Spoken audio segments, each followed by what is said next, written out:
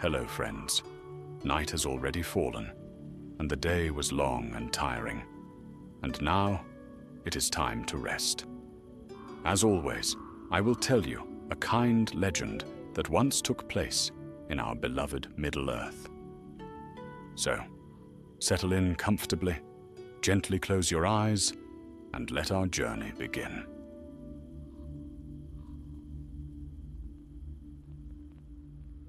In the hush of the greenwood, where mist drifted between the boles of ancient oaks and the murmur of streams sang softly beneath the boughs, there stood a little house of brown timber and moss. It was neither elven hall nor mortal cottage, but something of both. Grown out of the living earth, its roof draped in ivy, and its chimneys breathing the faint scent of herbs. This was Rosgobel, home of Radagast the Brown, one of the 5 Istari, wizards sent long ago from the west to guard Middle-earth in its time of need. Radagast lived simply. His robes were stained with the green of leaves and the brown of soil, and small birds nested in his hat as though he were one of the trees himself. Few came to his door save for the beasts of the wild, who trusted him as they trusted the forest wind. He spoke with them in soft tones, and they brought him tidings of foxes' dens, of the paths of deer, of the moods of the forest that men could not read. But of late the tidings were troubling. The trees whispered of roots that burned without flame, and of an unseen heat creeping through the soil. The birds fled certain glades, and the air there trembled, shimmering as if summer fire were breathing just beneath the surface of the world. Even the streams grew thin and sluggish, as though weary from carrying poisoned water. One dusk, as the sun sank behind the dark trees, Radagast stood outside his home, listening. The evening air was heavy, too still, and the frogs were silent in the marsh. Then, far off to the east, a strange light flickered, red and golden, pulsing low on the horizon. It was not the clean glow of sunset, nor the flash of storm or forge. It was the color of fire, yet it did not move like flame. Radagast frowned, leaning on his staff. "That," he murmured to the owl perched upon his shoulder, "is not the work of any natural thing." The owl hooted uneasily and took flight toward the east. Before long, messengers came from the woodland realm, 3 elves cloaked in green, bearing the sign of King Thranduil. They bowed low to Radagast and brought grave tidings. "A blight has awakened near the borders of the forest," said the leader, an elf named Elenon. "The trees wither where they stand, roots turn to ash, and a strange flower burns at the heart of it, a flower shaped of flame, yet it consumes nothing." Radagast listened intently. "A fireflower, you say?" "So it seems," said Elenon, "but we do not know its name or nature. None of our lore speaks of it." Radagast's eyes darkened. There was once such a thing, in the elder days. Yavanna herself made it to heal the wounds of battle, a blossom that drew life from fire and gave it back to the earth. But if it has returned now, in these times and in this place, it may be that it has been twisted by darker hands. The elves said nothing, but their faces were grave. "I will go," said Radagast. "Show me where this blight has taken root." Elenon bowed again. "I shall guide you. But beware, for the path lies near the old fortress of Dol Guldur, where shadows linger, though the necromancer is gone." That night, Radagast made ready for the journey. He packed his satchel with herbs, a flask of clear water, and a small cage carrying a wounded thrush he had promised to heal along the way. His staff he polished with oil and sap until it gleamed faintly, and he murmured words of old power over it, words taught to him long ago in the West, before Middle-earth had need of wizards. As he worked, a knock came at his door. Standing there was a broad-shouldered dwarf in a travel-stained cloak, his beard singed at the ends as though by sparks. He bowed awkwardly. "Beg pardon, Master Radagast," he said gruffly. "Name's Brandthor, of the Iron Hills. I heard tell of your errand from the elves, and I'd ask to come with you." Radagast raised his brows. And what would a dwarf of the Iron Hills seek in a corrupted forest? Brandthor hesitated, his eyes shadowed. "A chance to mend what I've broken. I once delved too deep beneath the roots of the world, seeking ore where I should have left it sleeping. The earth burned, and my kin suffered for it. If this fire flower is kin to that flame, then maybe I can help set it right." The wizard studied him for a long moment, then nodded slowly. "Very well. The forest has strange ways of choosing its helpers. Come at dawn. We leave with the first light." So it was that, as the pale sun rose through the eastern mist, 3 travelers set forth from Rosgobel: Radagast the brown, Elenon the elf, and Brandthor the dwarf. They passed through shadowed groves and misted clearings where the air was heavy with the scent of damp leaves. Squirrels chattered warnings from above, and foxes slipped silently from their path. The deeper they went, the more uneasy the forest became. Trees leaned inward, as though whispering secrets to one another, and now and then a flicker of red gleamed beneath the moss, faint but growing stronger with every league. As night fell, they camped by a still pool whose waters glowed faintly in the dark. Radagast crouched beside it, dipping his fingers into the water. It was warm. "The heat grows," he murmured. "Whatever lies ahead, it stirs the heart of the earth itself." Eleanor gazed eastward. "Then let us pray we reach it before it wakes." Above them, the stars shone cold and bright, and far away, deep within the wood, a single petal of flame unfurled in silence. The fire flower had bloomed. The next morning broke pale and silent. A thin mist clung to the trees, and the forest seemed to hold its breath. The companions rose early, for there was little comfort to be found in sleep. Even the birds had grown hushed, and when Radagast looked about, he saw no tracks of beasts upon the damp earth.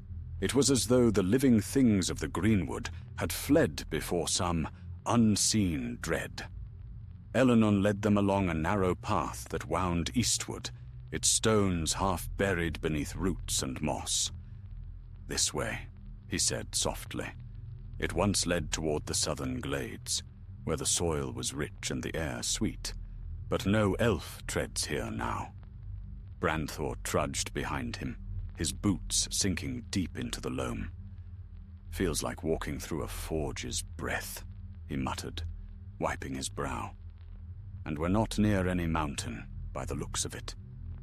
Radagast nodded grimly. "The heat rises from below, not from above. The fire flower feeds upon the bones of the earth. It may yet awaken things that should remain sleeping." They walked for many hours beneath the dark canopy.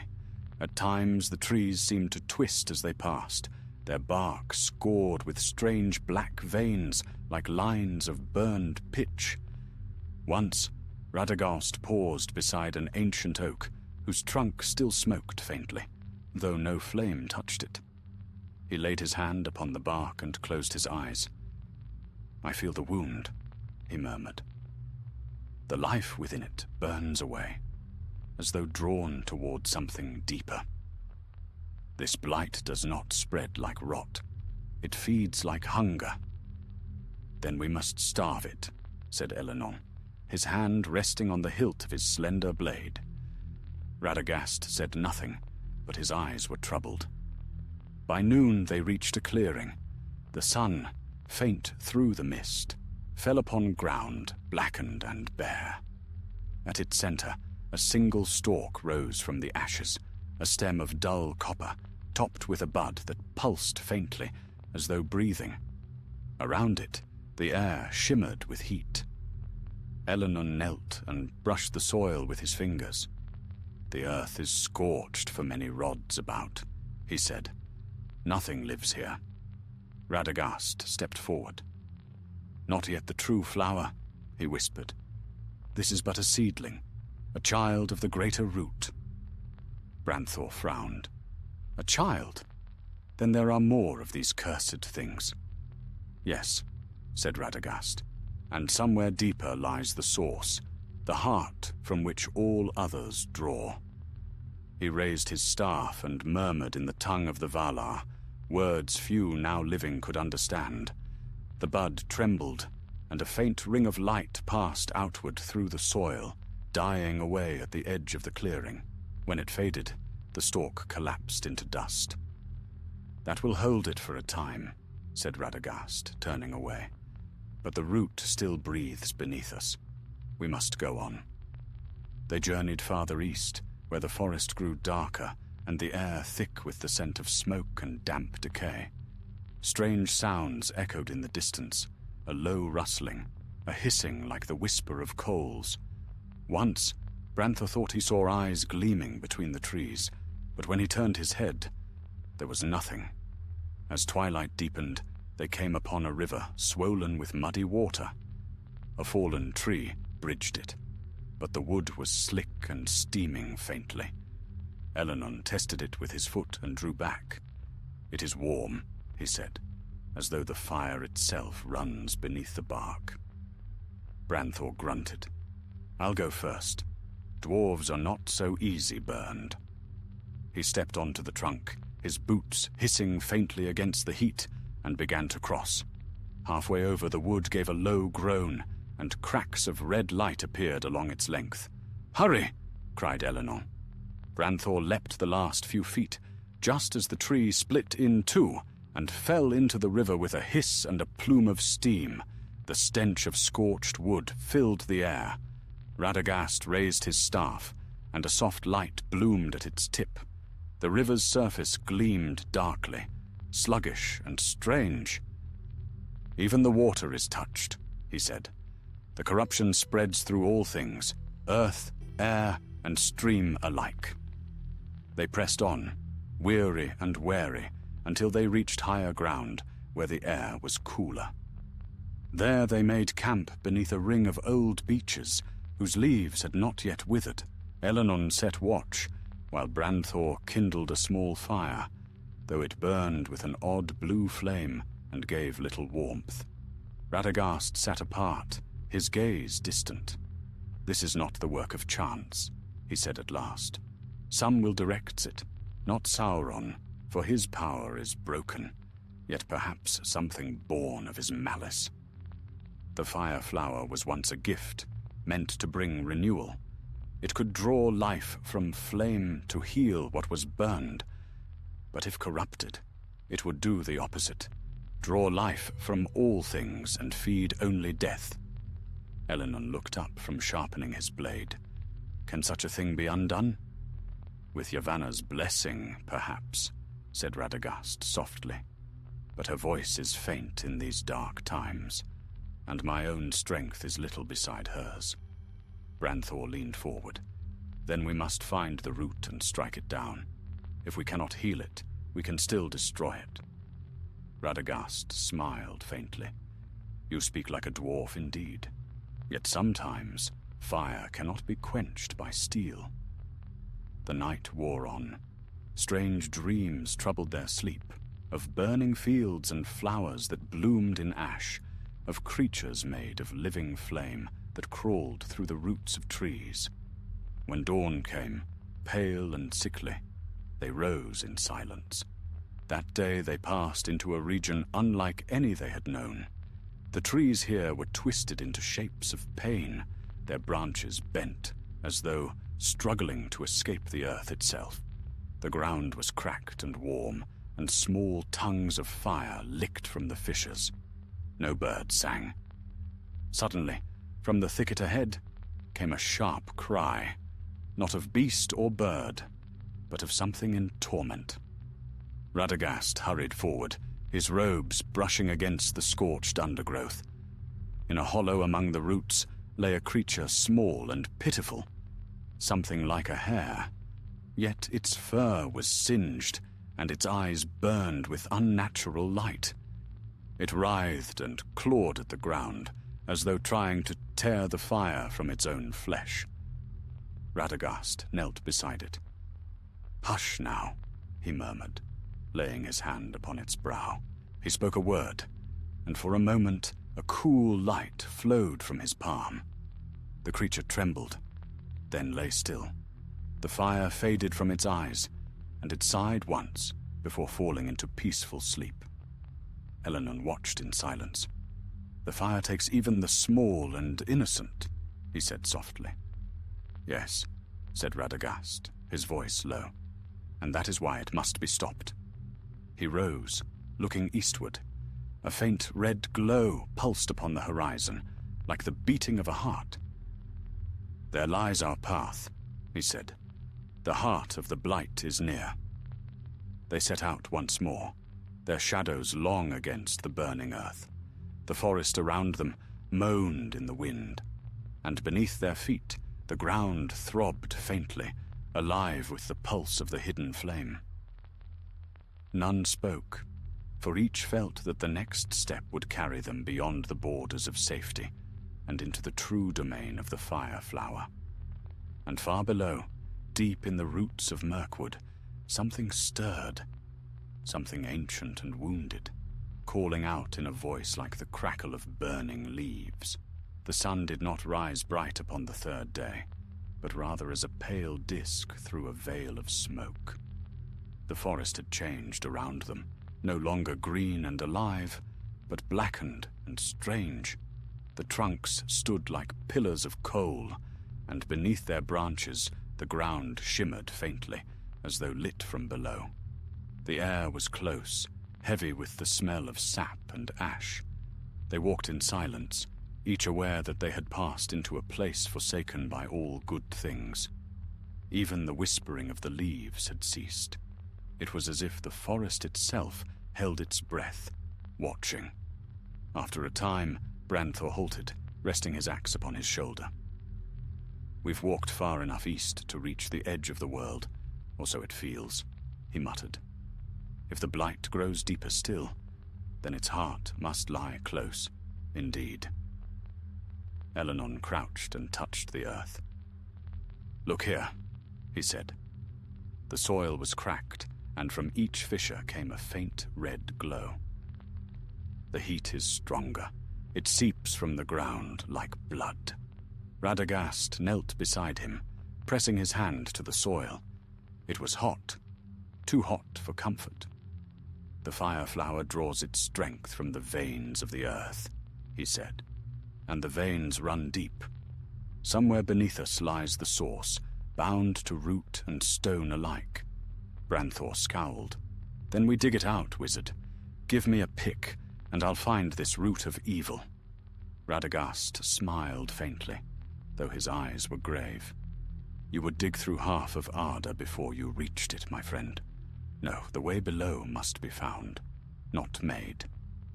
They pressed on, following the faint pulsing of the light. As they walked, the heat grew heavier, pressing upon their skin. The air shimmered, as if the world itself wavered between waking and dream. At length they came upon a deep hollow where the trees had fallen inward, forming a circle of charred trunks.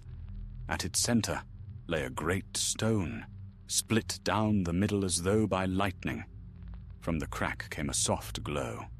Steady, breathing. Eleanor drew his blade, though its steel glimmered faintly in protest against the heat. "Something sleeps there," he whispered. Radagast stepped forward slowly, his staff raised. The light from the fissure flickered in answer, and a breath of warm air brushed across their faces. "Not sleeps," said the wizard quietly. "It watches." For a long moment they stood still, the forest silent around them. Then from the crack came a voice, faint and broken, like wind sighing through a dying flame. "Why, do you come?" it whispered. Eleanor started back, But Radagast did not move. "We come to heal," he said softly. "The forest is in pain. You are the cause of its wound." The voice shivered, low and mournful. "Once I healed. Once I brought green from ashes. But they took the gift and made it hunger." "Who took it?" asked Radagast. "The shadow," came the reply, fainter now. "He came when I slept beneath the roots. He bound me in fire and whispered that I was forgotten. I burned, and I could not cease. Now the fire feeds itself. I cannot stop it." Radagast laid his hand upon the stone. Beneath his palm, he felt the thrum of life, a broken rhythm, like the heartbeat of a dying creature. "You are not forgotten," he said. "The world remembers. Yavanna remembers. Let me help you." But even as he spoke, the ground trembled and the fissure widened. A burst of red light blazed forth, forcing them to shield their eyes. From within the stone, something stirred, not wholly of fire nor flesh, but both. A shape emerged, tall and gaunt, its body wreathed in flame that did not consume. Eyes like molten gold looked out from a face of cracked stone. Around its shoulders clung shreds of root and vine, long since burned to black. Elenon raised his blade, and Branthor lifted his axe, but Radagast stayed them with a cry. "Hold! It is no foe!" The creature stepped forward, its movements heavy and pained. "No foe!" it echoed, its voice echoing in the hollow like the crack of burning wood. "No friend, only flame." Radagast bowed his head. "You are the Fireflower's guardian, are you not? One of Yavanna's servants of old." The creature's eyes flickered. "Once. I kept the fire that heals, not the flame that devours. But the shadow chained me here. It whispered through the roots until all I knew was hunger. And now, I cannot end it." The ground shook again, and from the fissure burst smaller flames, curling outward into the soil. Wherever they touched, the earth cracked, and new buds of fire began to bloom. Elenon shouted, "The forest burns anew!" Radagast lifted his staff, striking it against the ground. A ring of white light flared around him, driving the flames back. "Listen to me," he cried. "You are not the fire. You are its keeper. Remember your purpose." The creature groaned, clutching its head as sparks fell from its body. Too long in the dark." Branthor stepped forward, planting his axe in the ground. "Then let us bring light to it, wizard. If this thing once served good, give it something to remember." Radagast nodded. He began to speak, not in the tongue of men or elves, but in the speech of the Ainur, the words of the music before time. His voice rose and fell like wind through leaves, and light gathered about him. Soft at first, then bright as morning. The creature flinched, its fire faltering. For a heartbeat, its eyes cleared, and it looked upon Radagast with sorrow. "I remember. Green fields. And rain." "Then remember more," said Radagast, his voice strong. "Remember Yavanna's hand. Remember peace." For a moment, the forest itself seemed to hold its breath. The red light faded to gold, and a scent of spring swept through the hollow. But then a harsh cry split the air. A voice, not of the creature, but of something deeper, darker. From the fissure poured a black smoke, writhing like living shadow. The light died. Elenon shouted, "It's fighting back!" Radagast staggered, clutching his staff. "The corruption still lives. The shadow's will endures." The ground burst apart, hurling them backward. Out of the rift rose a bloom of fire, vast as a tree, its petals of flame spreading wide. At its heart, the darkness coiled.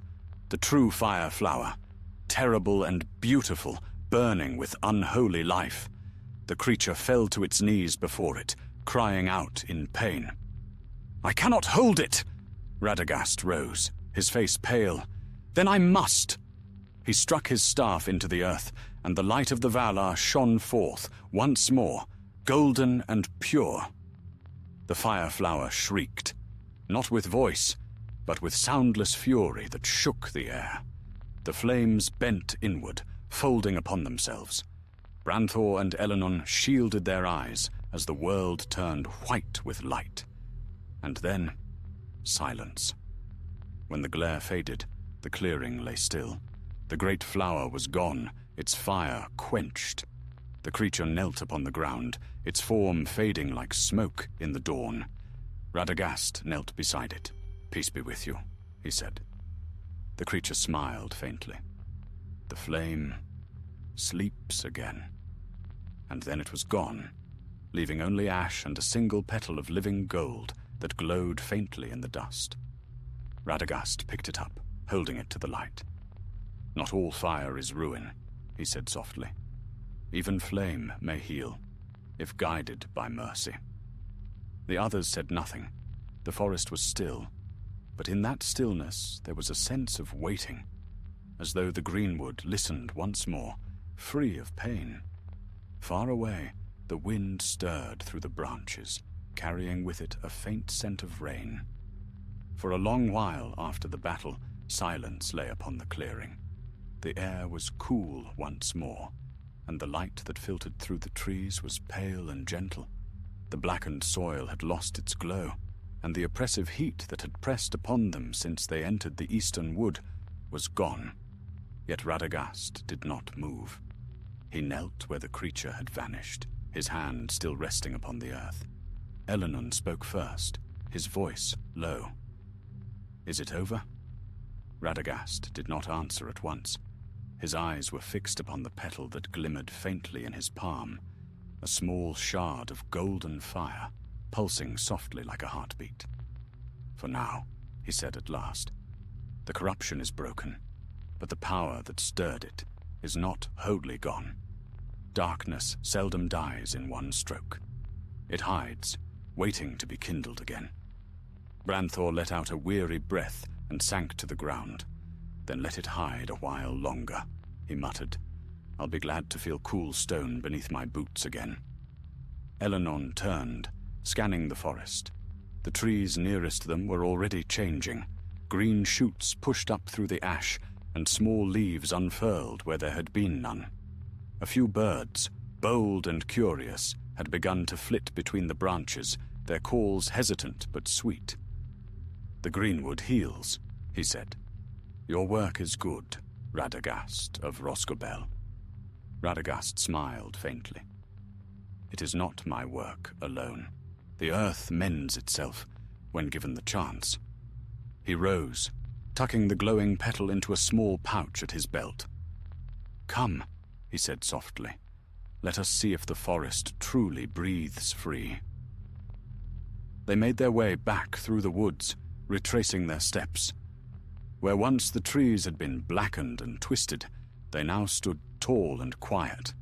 The fissures in the soil had closed, leaving only faint scars, like lines of old wounds long healed. The air smelled of rain and moss. Branthor walked beside Radagast, his stride heavy but steady. "I've seen many things in the deeps," he said. "Fire that eats stone, rivers of molten rock. But I never thought to see a flame that could heal. Strange business, that." Radagast nodded. "Strange and perilous. Fire is a gift, but it is a jealous one. It must be guided, or it consumes." The dwarf grunted. "Aye, much like pride, in that way." They traveled for several hours before stopping beside a small stream.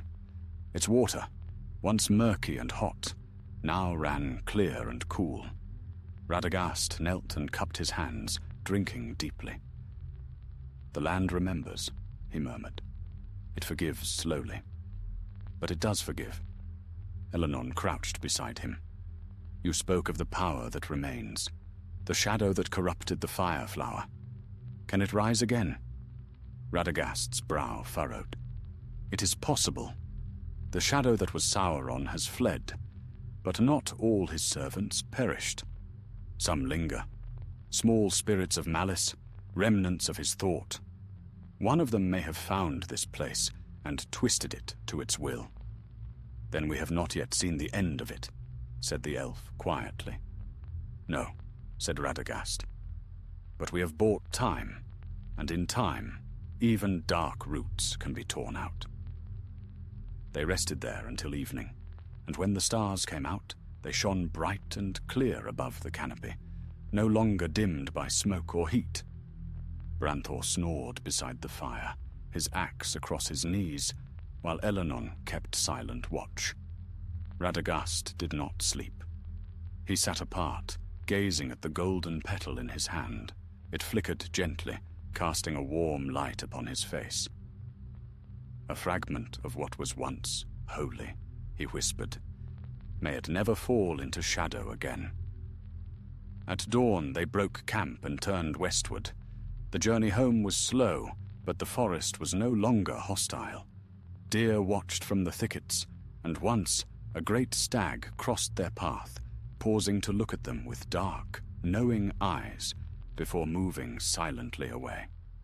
When at last they neared Rosgobel, the land grew gentler, soft meadows, winding brooks, and groves of birch where the leaves whispered in the breeze. Radagast breathed deeply, feeling the peace of his home settle upon him. Elenon paused at the edge of the clearing. Here our paths divide, he said. I shall return to Thranduil and tell him that the eastern glades are safe once more. Radagast inclined his head. Tell your king that the forest has endured another trial. Its strength lies not in the might of arms, but in its will to live. Elenon smiled faintly, and in the hearts of those who defend it. He bowed low. Farewell, Radagast of Rosgobel. May your days be long. Branthor hefted his pack, and I suppose I'll find my way back to the hills. My kin won't believe a word of this tale, but I'll tell it anyway. He hesitated, then added gruffly, You've my thanks, wizard. You too, elf. It's been a strange road, but a good one. Radagast laid a hand on his shoulder.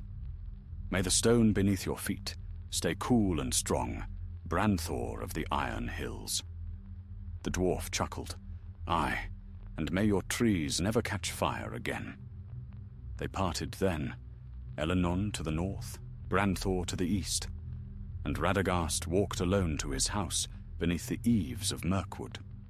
The birds greeted him with cheerful chatter, and the rabbits came bounding from their burrows as though welcoming an old friend home. Inside, all was as he had left it, herbs hanging from the rafters, scrolls piled high, and a faint smell of honey and smoke. He set his staff by the door and went to the small table near the window, where sunlight pooled upon the wood. From his pouch he drew the petal of golden fire and laid it gently there. For a moment it burned bright, filling the room with soft warmth. Then, as if content, it sank into stillness, its glow fading to a faint pulse. Radagast smiled. Sleep now, little flame, he whispered. The forest is whole again. He turned to the window. The day was clear, the air full of the hum of bees and the rustle of leaves. Beyond the green hills, faint against the horizon, he could see the dark line of the forest stretching far to the east. Vast, ancient, and alive. Yet even as peace settled over him, a faint unease stirred in his heart. The voice of the creature echoed still in his memory. They took the gift and made it hunger. He wondered what other gifts might have been taken, what other powers might yet sleep in the forgotten corners of the world.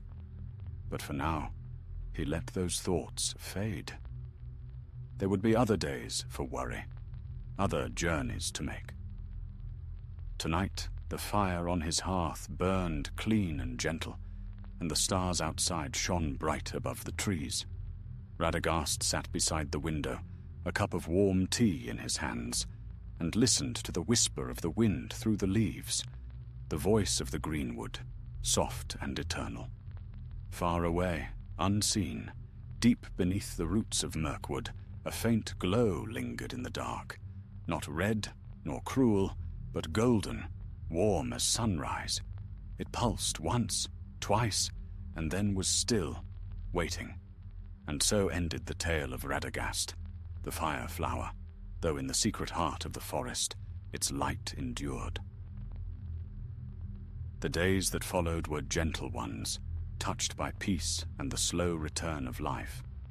In the gardens of Rosgobel, the herbs grew thick again, and the birds nested freely in the eaves of Radagast's cottage. He walked often beneath the trees, speaking softly to the squirrels and the deer, and though his face was lined with weariness, his eyes shone with quiet contentment. Yet even as the greenwood healed, there lingered a whisper beneath the peace, a murmur that only Radagast could hear.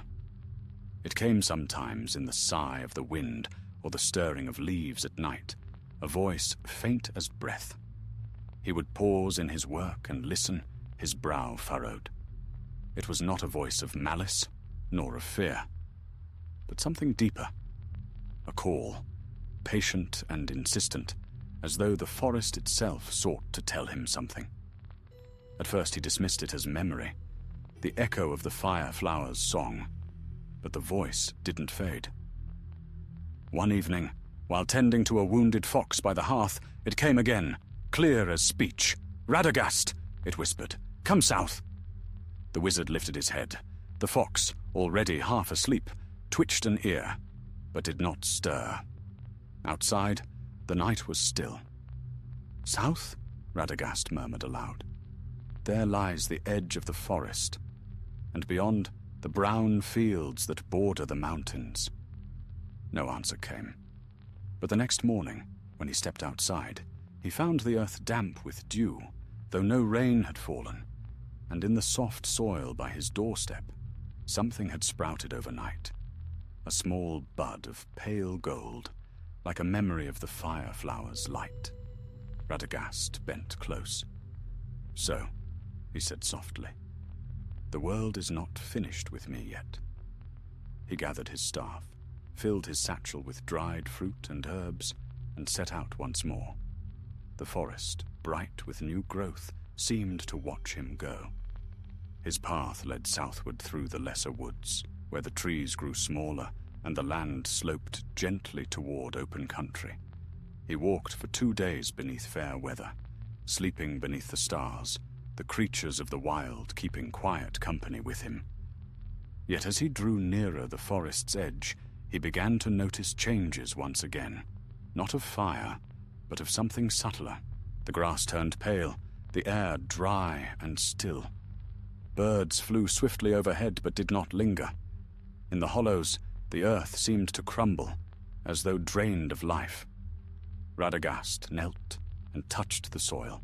It was cold and lifeless beneath his fingers. "This is no fire's doing," he murmured. "This is hunger without heat, the shadow that remains when light is spent." That night he camped beside a withered stream. The stars were bright, yet their light seemed thin, veiled by some unseen haze. He built no fire, for the air itself felt brittle, and he feared to bring flame where the earth lay so weak. Instead, he sat with his staff across his knees and listened. At length, there came a rustle in the dark. A shape emerged from the gloom, small and cloaked, moving with care. Radagast rose, though he sensed no threat. "Who goes there?" he called. The figure halted, then stepped into the starlight. It was a woman, old, her face lined like the bark of an oak, but her eyes were bright as polished amber.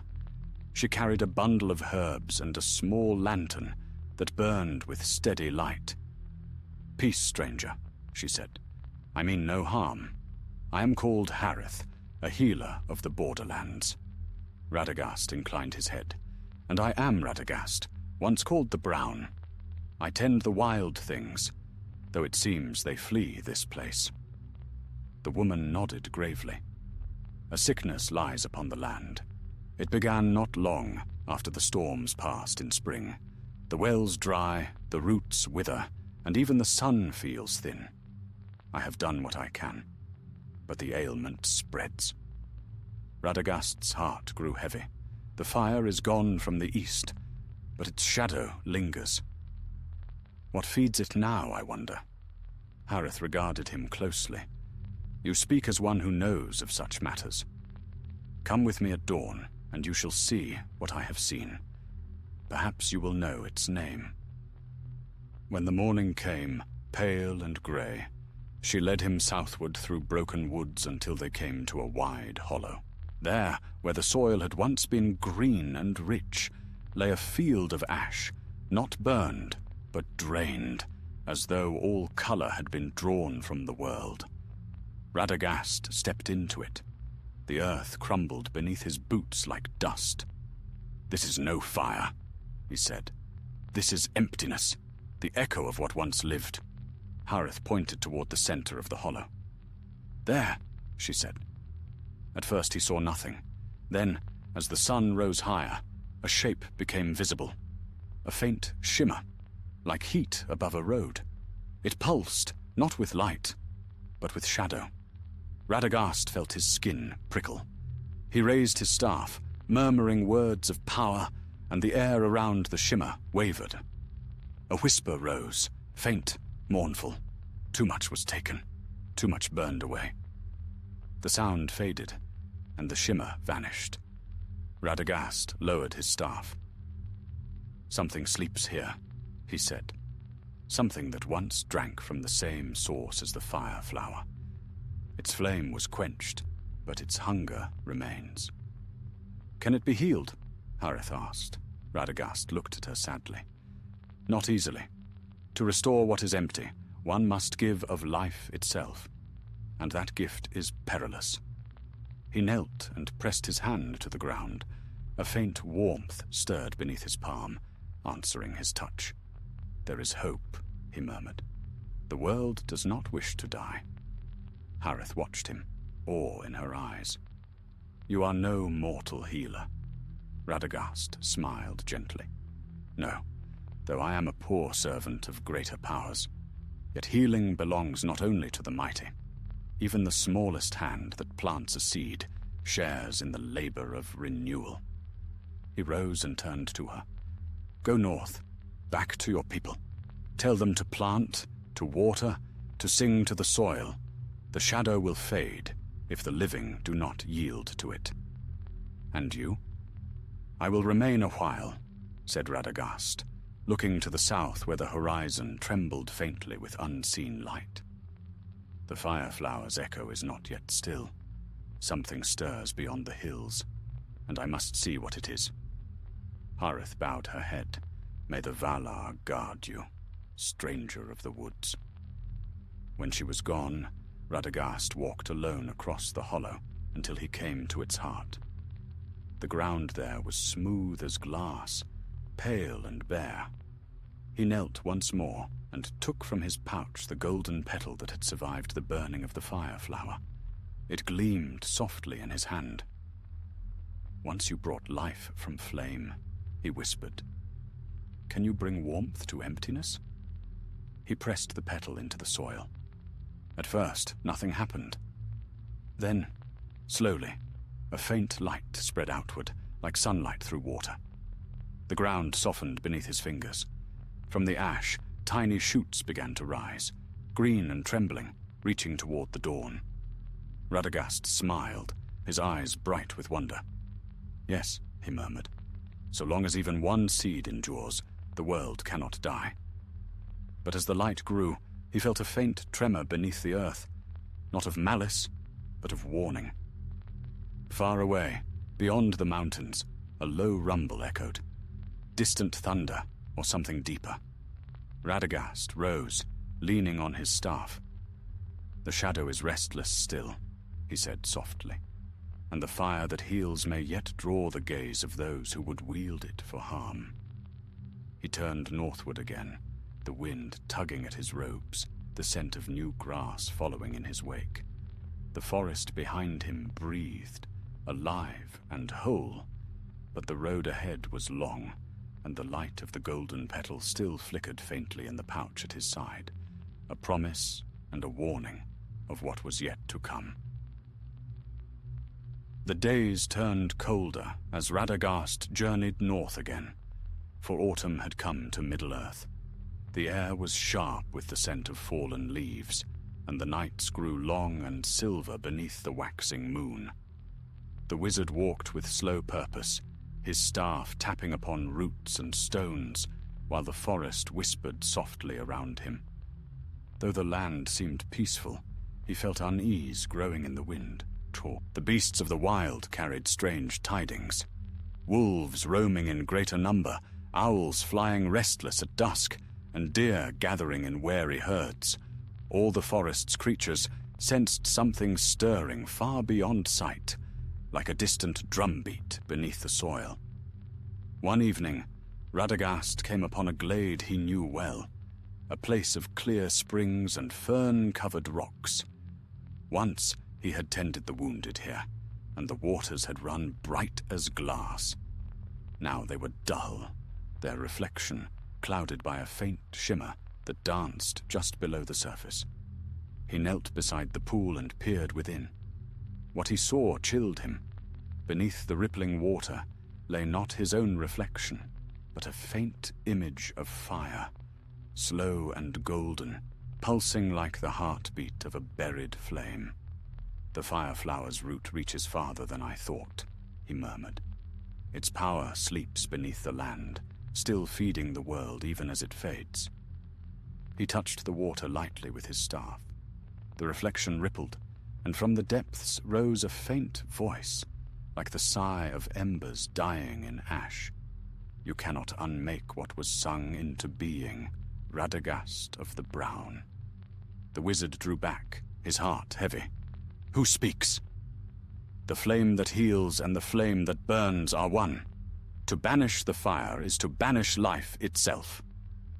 The voice faded with the wind, leaving only the quiet ripple of the pool. Radagast bowed his head. "So even the powers of Yavanna bear their peril," he said, "for all gifts in Arda are bound with sorrow." He rose and turned westward, for Osgobel lay near, and he longed for the quiet of his home. Yet before he had gone far, the trees before him stirred, and from the shadows stepped a tall figure cloaked in grey. His beard was long and silver-white, his eyes bright beneath his hood. "Radagast," said the stranger, his voice warm but grave. Radagast's face lit with recognition. "Gandalf. By the stars, it has been many seasons since you last walked this forest." Gandalf smiled faintly. "Too many, perhaps. I had news from Thranduil's scouts, tales of fire and corruption in the southern wood. I came to see what truth lay behind them, and I find you here, smelling of leaf and smoke."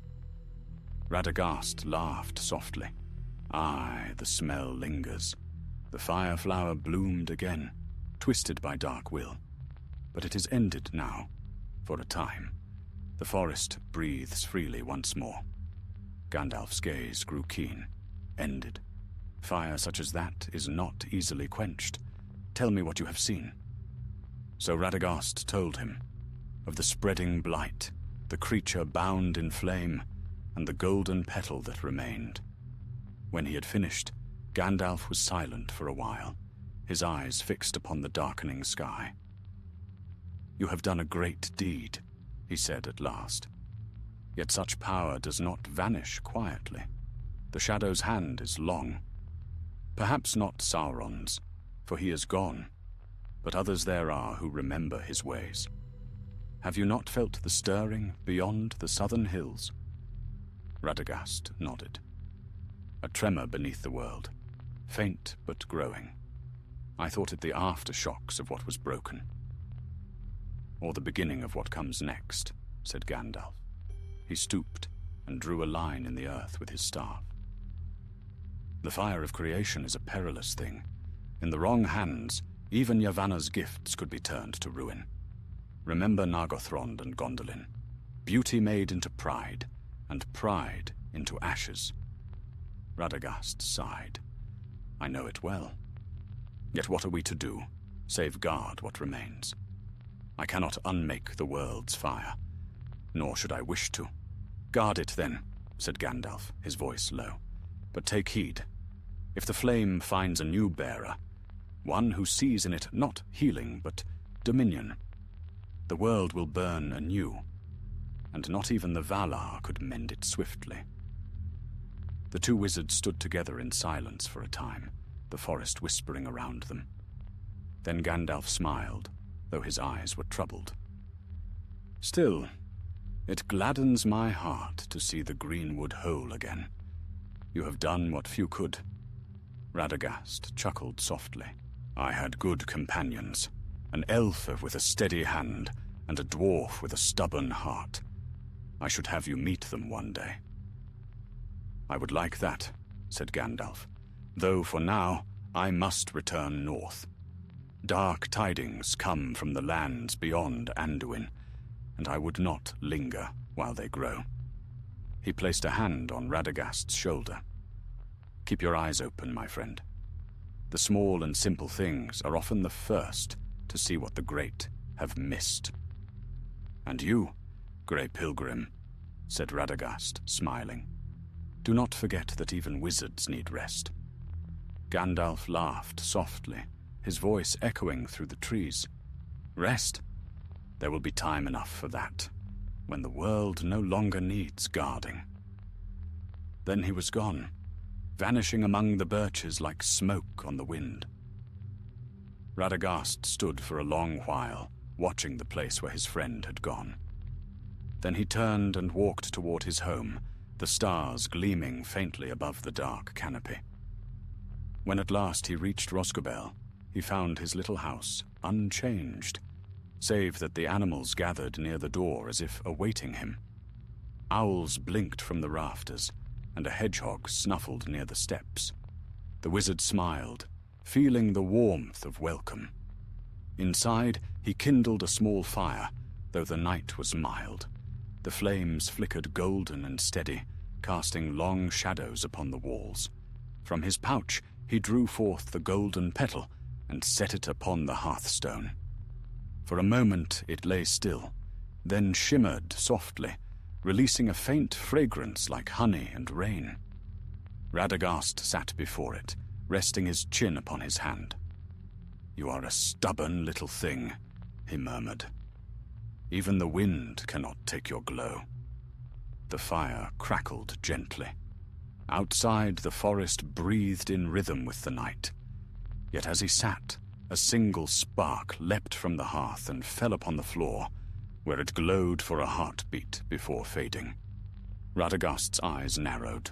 He leaned closer and saw to his unease that where the spark had touched the wood, a tiny mark remained, a dark vein, thin as a hair. He touched it lightly.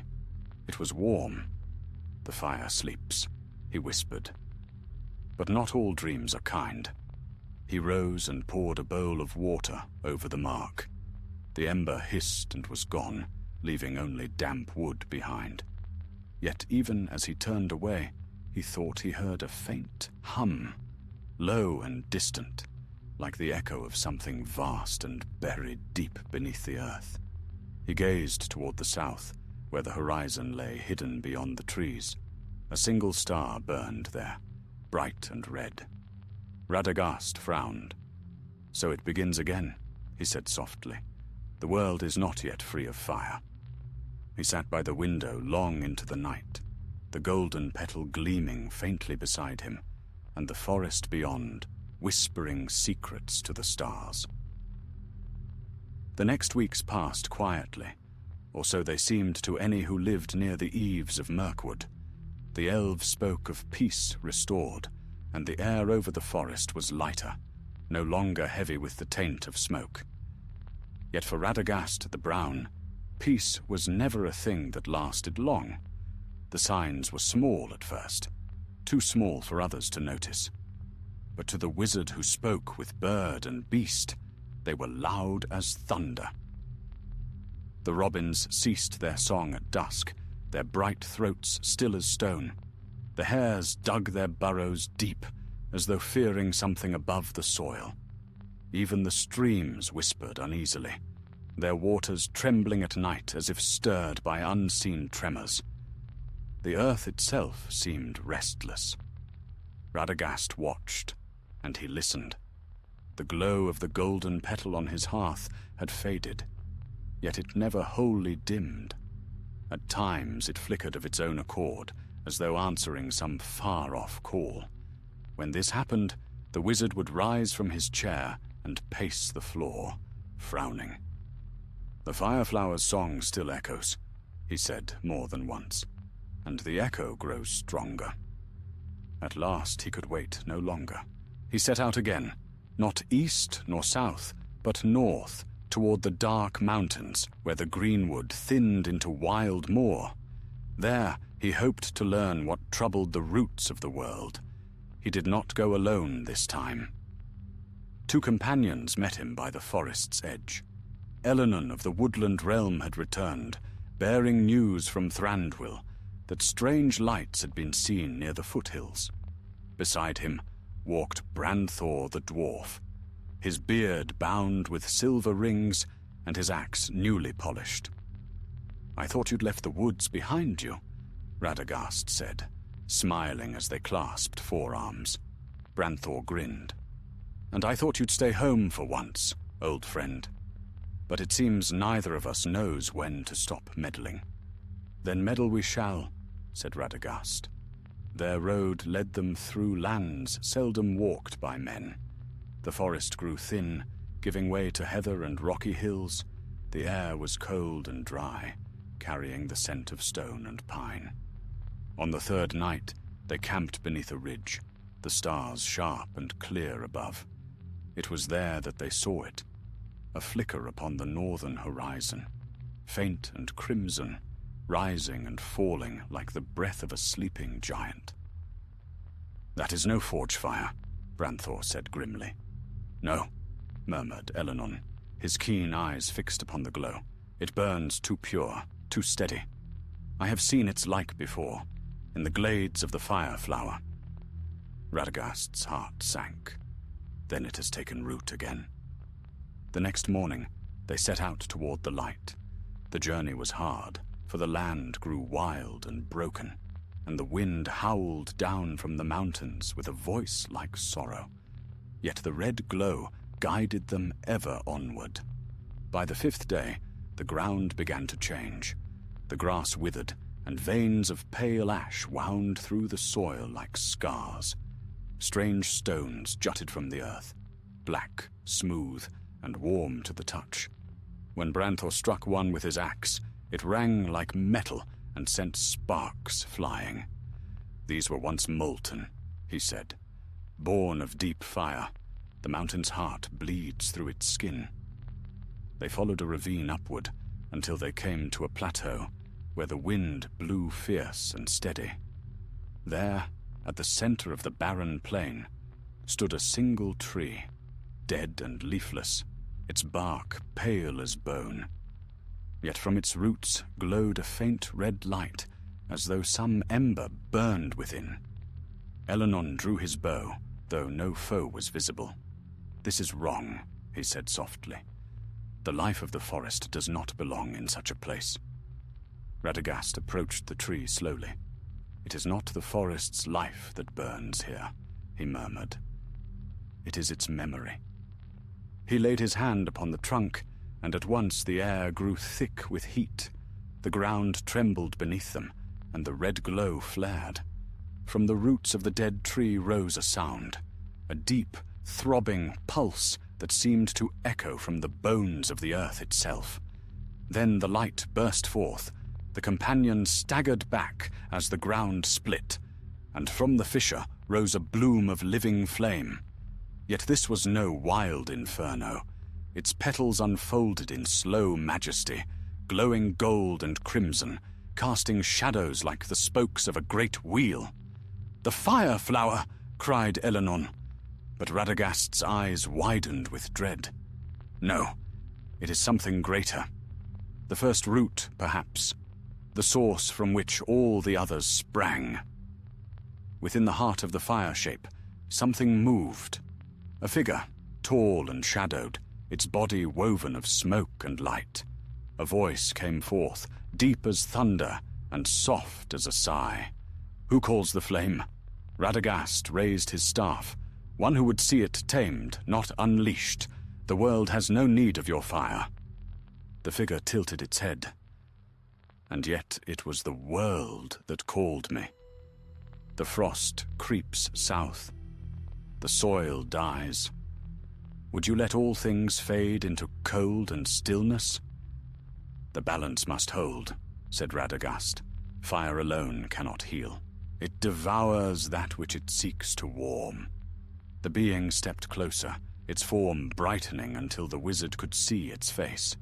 Neither fair nor foul, but beautiful in a terrible way, as if shaped from the memory of the sun. "I was Yavanna's servant once," it said. "I kindled the first spark in the forests after the breaking of the world, but I was forgotten, buried, bound. Now I awaken, not to burn, but to remake." "Remake?" said Branthor darkly. "Or rule?" The figure's eyes glowed brighter. "There is little difference when the world lies in ruin." Radagast felt the power pressing upon him, old, vast, and heavy with longing. "If you seek to heal, then heal without destroying. But if you would reign, then I must stand against you." For a moment, silence hung between them. Then the being smiled, a sad, weary smile. "Then you will fail, gentle one, for the fire has already begun to wake." It raised its hand, and the plain shuddered. Pillars of flame erupted from the cracks, curling like vines. The companions fell back as the ground split anew. "Radagast!" Elenon shouted. "We must flee!"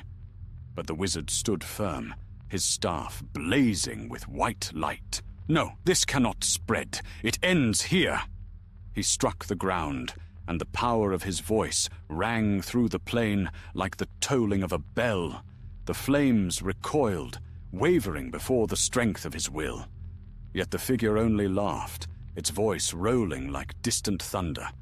"Your light is kind, but it is small. Mine burns forever." The two powers clashed, white and gold, cool and burning, and the very air seemed to tear. Branthor threw his cloak around Elenon and dragged him behind a ridge as the plain exploded with light. When at last the glare faded, the tree was gone. The fissure sealed.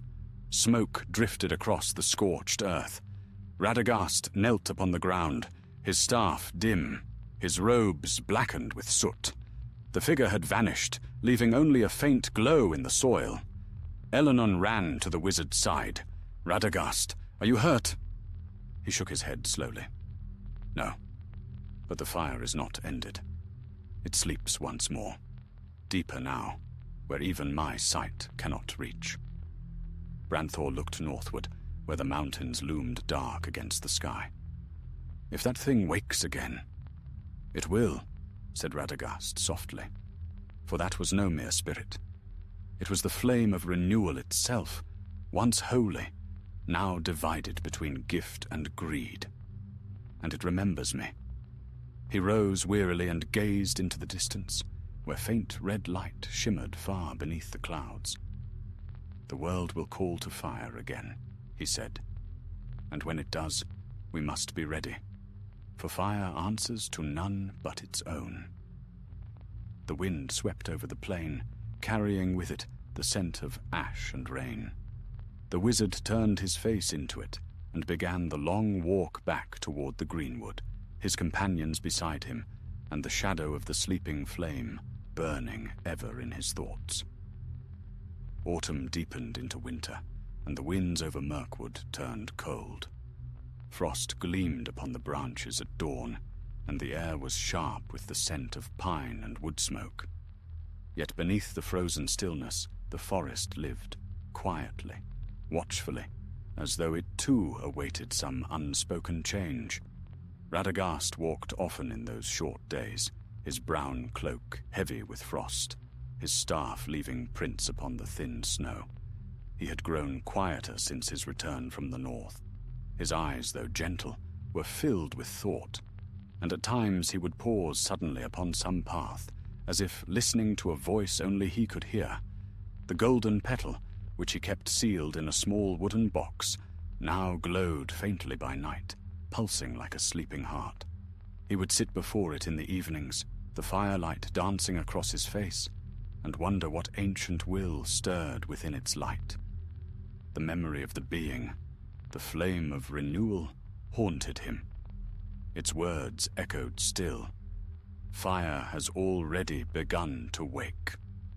One night, as snow fell softly against the windows of Rosgobel, a knock came at the door. Radagast rose at once, for few sought his house in winter. When he opened it, a gust of wind swept in, and through it stepped a tall figure wrapped in a green cloak, heavy with snow. "By Yavanna's grace," said Radagast, smiling, "Elenon of the woodland realm returns yet again. What brings you to my door in such weather?" The elf pushed back his hood, revealing a face pale with weariness. "Dark tidings," he said. "There are flames upon the northern wind, lights that burn without smoke. The hunters of the woodland realm will not pass that way now, for the beasts flee before an unseen fire." Radagast's expression grew grave. "It wakes sooner than I feared." "I had hoped it was but the reflection of stars upon the snow," said Elenon quietly. "But no star burned so low, nor cast such heat." Radagast fetched his cloak and staff. "Then we must go at once. If the fire spreads through the roots, the greenwood may not withstand another season." They set out before dawn, traveling north through snow-laden woods. The sky above was pale and cold, and the sound of their steps was muffled by the drifts. As they went, Radagast spoke little, but his thoughts moved swiftly. He could feel the pulse of the earth beneath his feet. Slow, steady, but troubled, as though the land itself were uneasy. By the second day they reached the River Gladden, half frozen and sluggish.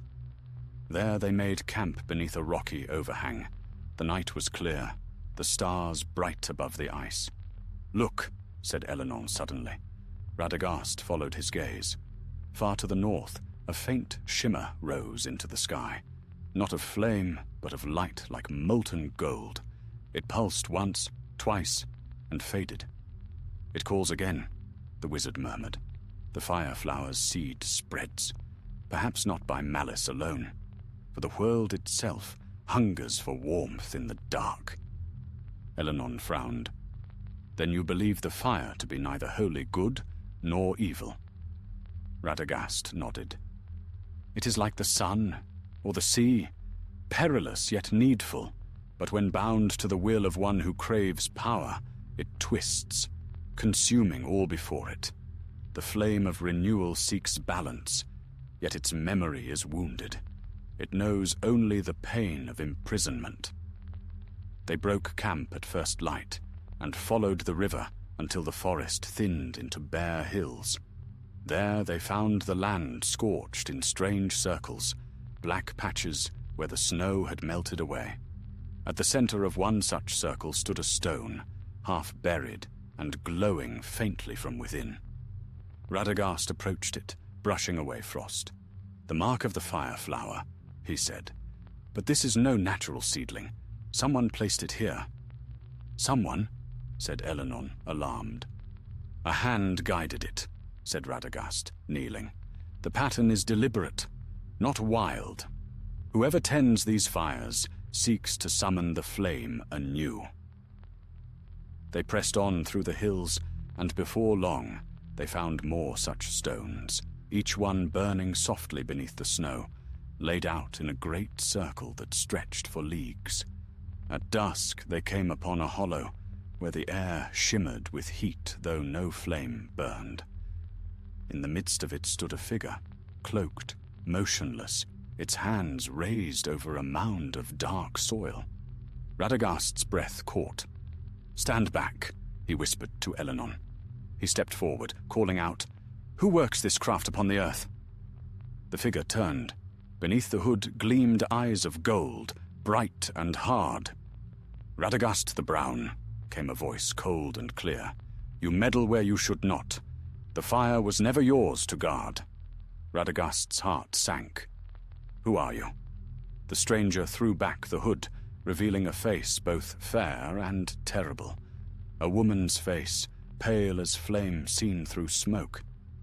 "I am Fëanoriel," she said, "the fire's daughter, once servant of the Vala, now its rightful heir. When the flame was bound, it cried out to me. I have come to free it." Eleanor stepped beside Radagast, his hand on his blade. "Free it! You would destroy the forest." Fëanoriel's eyes burned brighter. "No, I would cleanse it. The world rots in shadow and cold, its children forgetting the light that made them. I shall rekindle that light." "Rekindle or consume," said Radagast. "You would bring ruin under the guise of renewal. Fire unbridled brings only death."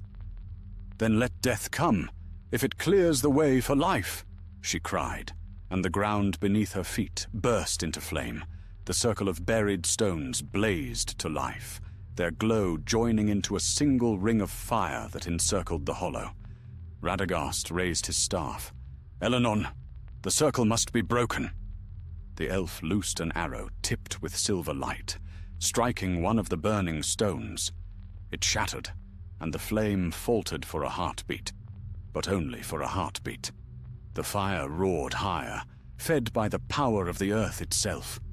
Fëanoriel spread her arms, her hair streaming like molten copper. The flame of renewal rises. Behold the dawn of a new world. Radagast's staff blazed with white light, and he cried out in the ancient tongue, calling upon Yavanna's name.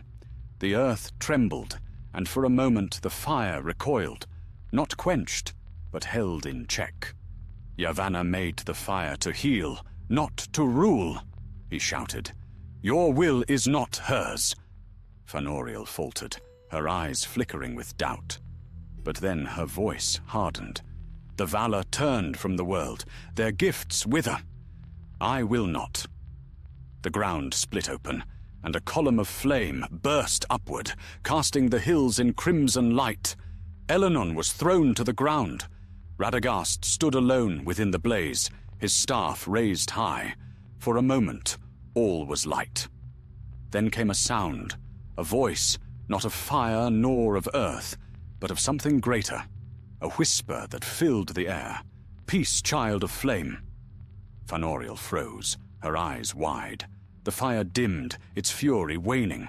The voice spoke again, soft, sorrowful. "You were not made for wrath. Rest." And with that word, the flames folded inward and were gone. The stones crumbled into ash, and Fëanoriel sank to her knees, her strength spent. Radagast knelt beside her. "The fire is not your burden to bear," he said gently. She looked up at him, tears bright in her golden eyes. "I only wish to see the world made whole again." "It will be," he said softly, "but not through fire alone." She bowed her head, and as dawn broke over the hills, the first snow began to fall once more. When it touched her hair, the light of the flames went out, leaving only a weary woman, her power spent, weeping into the snow. Radagast turned his face to the east, where the light of morning grew. The fire had slept again, but deep beneath the earth, its song still murmured, waiting. The snows lingered long upon the hills, and for many weeks the land lay silent beneath its white shroud.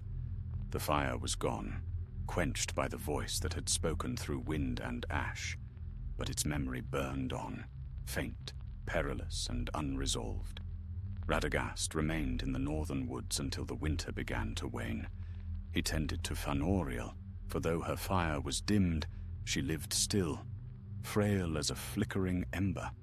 Her once bright hair was now pale as straw, her golden eyes clouded. Eleanor built them a small shelter among the birches, and there they waited for the frost to pass. The wizard spoke little during those days. He watched the snow melt from the branches and the streams begin to flow again, yet his heart was heavy. Often he would gaze northward, where the mountains loomed black and still, and wonder whether the flame of renewal truly slept. One morning, as dawn bled across the sky, Fëanoriel stirred upon her bed of moss and opened her eyes. "You should have let me burn," she said softly. Radagast turned from the fire. "The fire is not your master," he replied. "It is a gift that must serve, not rule."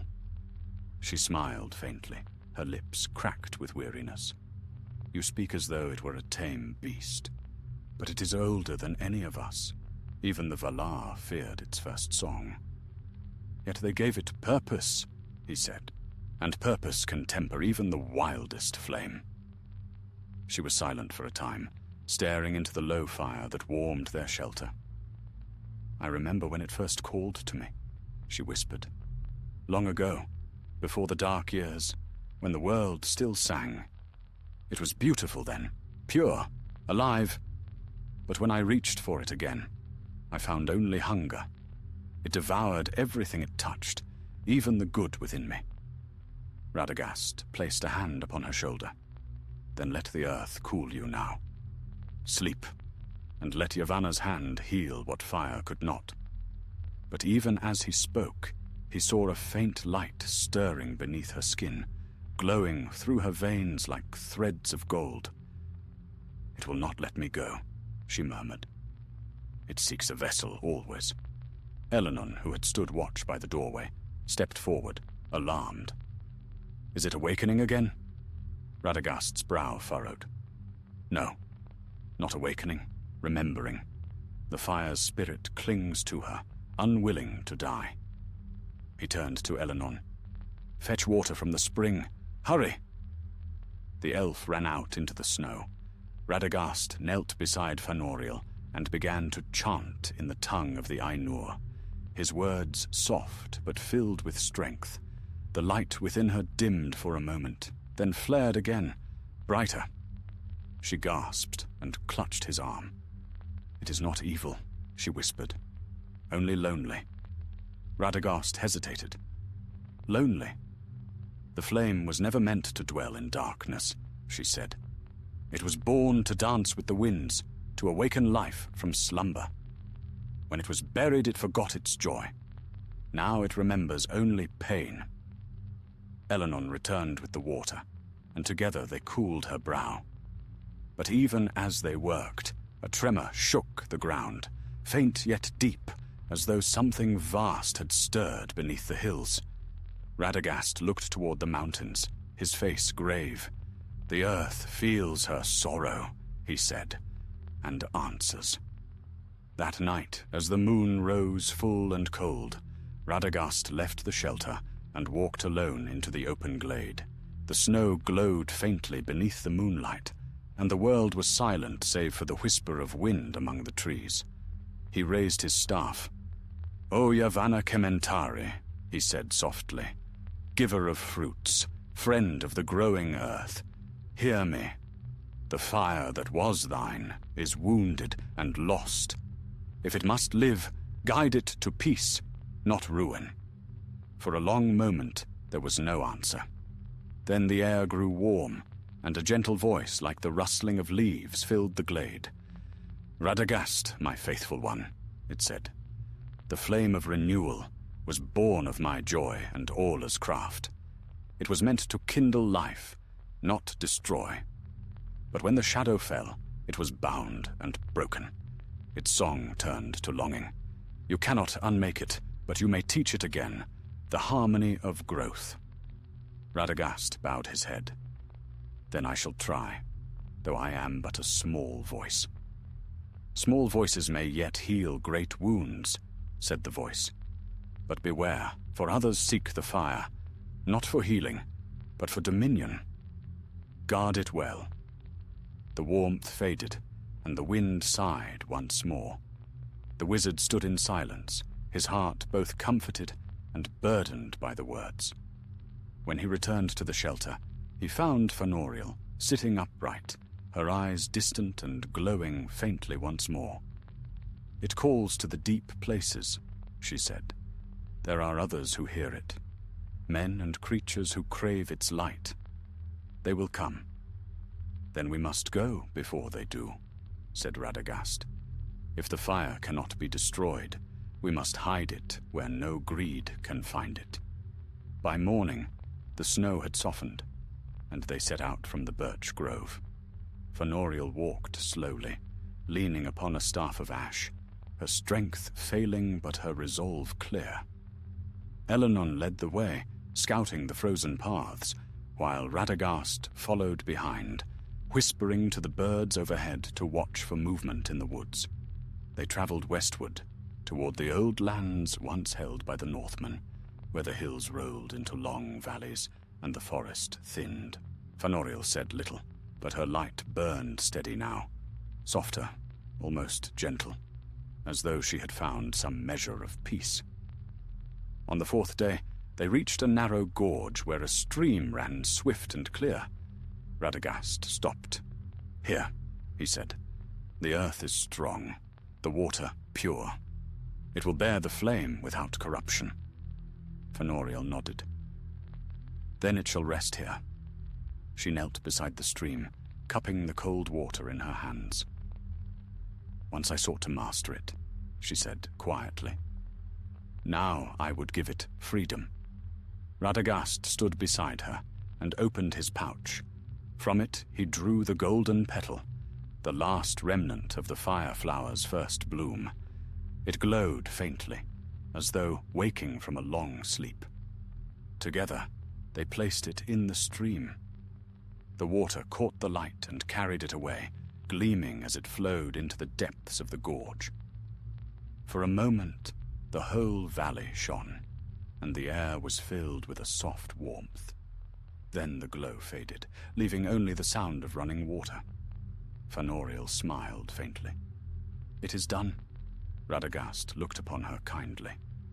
"The fire will sleep here beneath the care of the earth, and when the world is ready, it will wake not in wrath, but in joy." Eleanor bowed his head. "May that day come in peace." They lingered there until dusk. As the sun set behind the hills, a flock of white birds rose from the gorge, wheeling high into the sky, their wings catching the last light of day. Radagast watched them until they vanished into the west. "So ends one song," he said softly. "But others will be sung."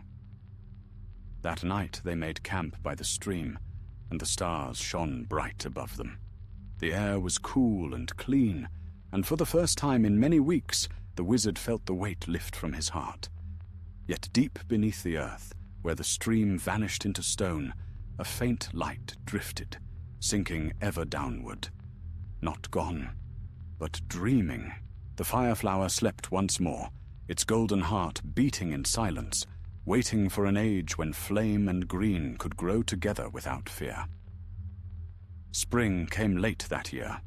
The snows retreated slowly from the high places, leaving the forest damp and silent beneath the first shy buds of green.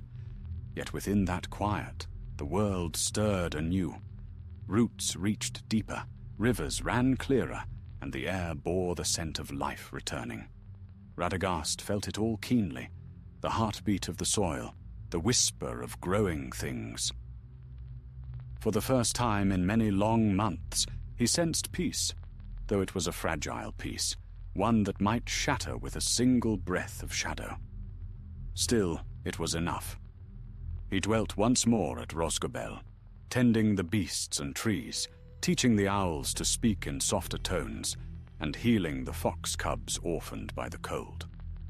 Eleanor had gone north again to bear word of their deeds to Thranduil, while Branthor, stubborn and loyal, had returned to his kin beneath the Iron Hills.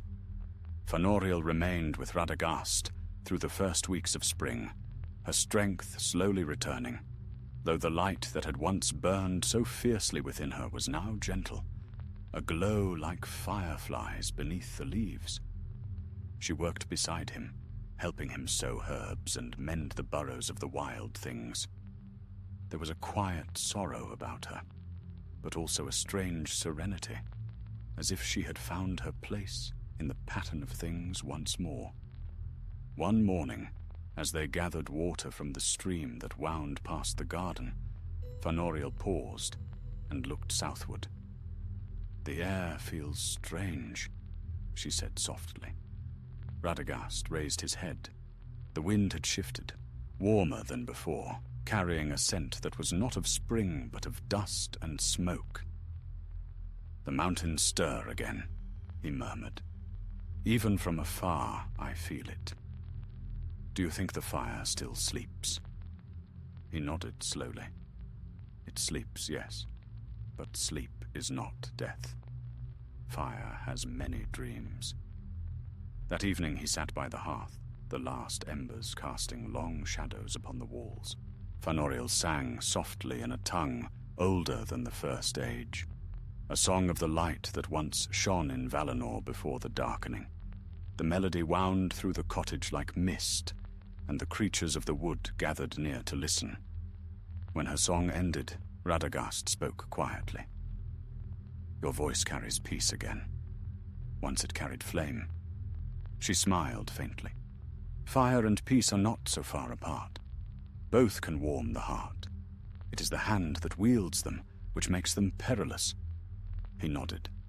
"Then perhaps your fire was meant to pass through shadow, so that you might teach this truth. Or perhaps," she said, gazing into the embers, "the world must burn a little to learn how to grow anew." The wizard said nothing. He only stared into the fire, wondering whether such words were wisdom or foretelling. Days turned to weeks, and the greenwood grew bright again. The song of birds returned in full, and the streams laughed over their stones. Yet one night, as Radagast tended his garden beneath the rising moon, the earth gave a faint shudder beneath his feet. He looked up sharply. The trees around him were still, but the stars above seemed to tremble. Then came a soft, distant sound, a low hum, deep and rhythmic, like the pulse of the world's heart. He felt it not only in his ears, but in his bones. It was the same song that had once risen from the fire flower's bloom, but slower, older, more patient. Radagast turned toward the south, where the hills lay dark against the horizon. "So," he said quietly, "the flame has not forgotten us." Fëanoriel joined him at the edge of the clearing, her eyes bright in the moonlight. "It calls to me," she whispered. "Not as before, not in fury, but in longing. It seeks a place to rest, not to rule." Radagast laid a hand upon her arm. "Let it be, if it means no harm. The fire must find its own path beneath the world. We are but keepers of its memory." But even as he spoke, the wind rose suddenly, stirring the leaves in a restless dance. A fox darted from the brush, eyes wide with fear, and fled into the darkness. The hum grew louder, echoing through the ground like distant thunder. "The balance trembles," Fëanoriel said. Radagast grasped his staff. "Then the time for peace may be short." At dawn they set out once more, the wizard, the fire's daughter, and a handful of beasts who would not leave Radagast's side. They traveled south, through meadows newly green and valleys still heavy with dew, until they reached the gorge where they had hidden the golden petal. The stream there ran swift and clear, yet its surface shimmered faintly, as though lit from within. The water sang a soft melody, and the earth around it was warm to the touch. Radagast knelt beside the stream. "The fire dreams here," he said, "but something disturbs its sleep." Fëanoriel crouched beside him, dipping her fingers into the current. "It stirs," she murmured. "Not in anger, in fear." "Fear?" "Yes. Something hunts it. Something greater than fire or shadow." Radagast's brow furrowed. What thing could hunt flame itself? She looked up at him, her eyes filled with sudden dread. Cold, she whispered. A cold older than darkness. It comes from the deep places where no warmth has ever lived. As she spoke, the air grew still. Frost formed along the stream's edge, spreading in delicate veins. The song of the water faltered. From the gorge below, a mist rose, pale, glimmering, and silent. Radagast stepped back. "No," he breathed. "This is not of Arda's natural making. This is something unbidden." The mist thickened, and within it moved shadows, tall, slow, and shapeless. The warmth of the earth fled before them, and the fire beneath the stream dimmed. Fanoriel's light brightened in answer, gold against the gathering grey. "It seeks to smother the flame," she said. "We must protect it, or all warmth will fail." Radagast planted his staff in the earth, its tip flaring with white light. The mist recoiled, hissing. "Back to the depths," he cried. "The world is not yours." But the cold pressed on, relentless. The grass froze beneath his feet, and ice climbed the stones. The stream shuddered and grew still. Fanoriel closed her eyes, her voice rising in song once more. Not of fire this time, but of dawn. Her words were soft, yet filled with power, and where they fell, the frost cracked and melted. Her light flared brighter, and the mist wavered. "Go!" Radagast shouted. "Return to the dark that bore you." The wind rose with a great cry, scattering the mist. The frost retreated, melting back into the gorge. The air grew warm again, and the water flowed freely. When silence returned, Fanoriel stood pale and trembling, her strength spent. Radagast caught her as she faltered. "Easy," he said. "It is over." She shook her head weakly. "No, the cold does not die. It waits, deeper still." Radagast looked to the south, where the horizon shimmered with pale light. "Then the fire will wait too," he said, "and when cold rises again, it shall meet warmth, not wrath." He turned his gaze upward. The sun broke through the morning clouds, its light falling upon the gorge, bright and clean. Steam rose from the stream, curling into the air like white feathers. Fanoriel smiled faintly. "The fire and the frost," she whispered. "Two halves of the same song." Radagast nodded. "So it is, and we are its keepers, until the world learns the harmony of both."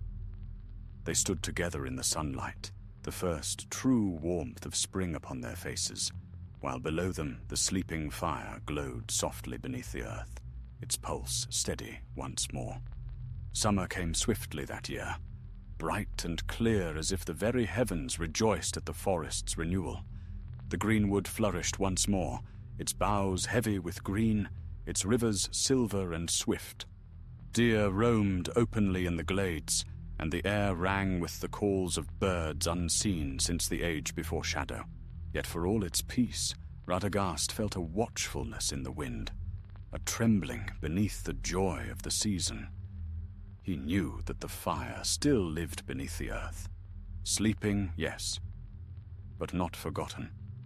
Its warmth ran like blood beneath the roots of the trees, feeding life with a power both ancient and perilous.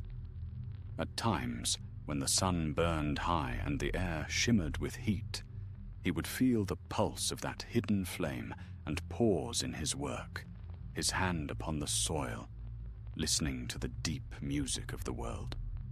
Fanoriel remained at his side.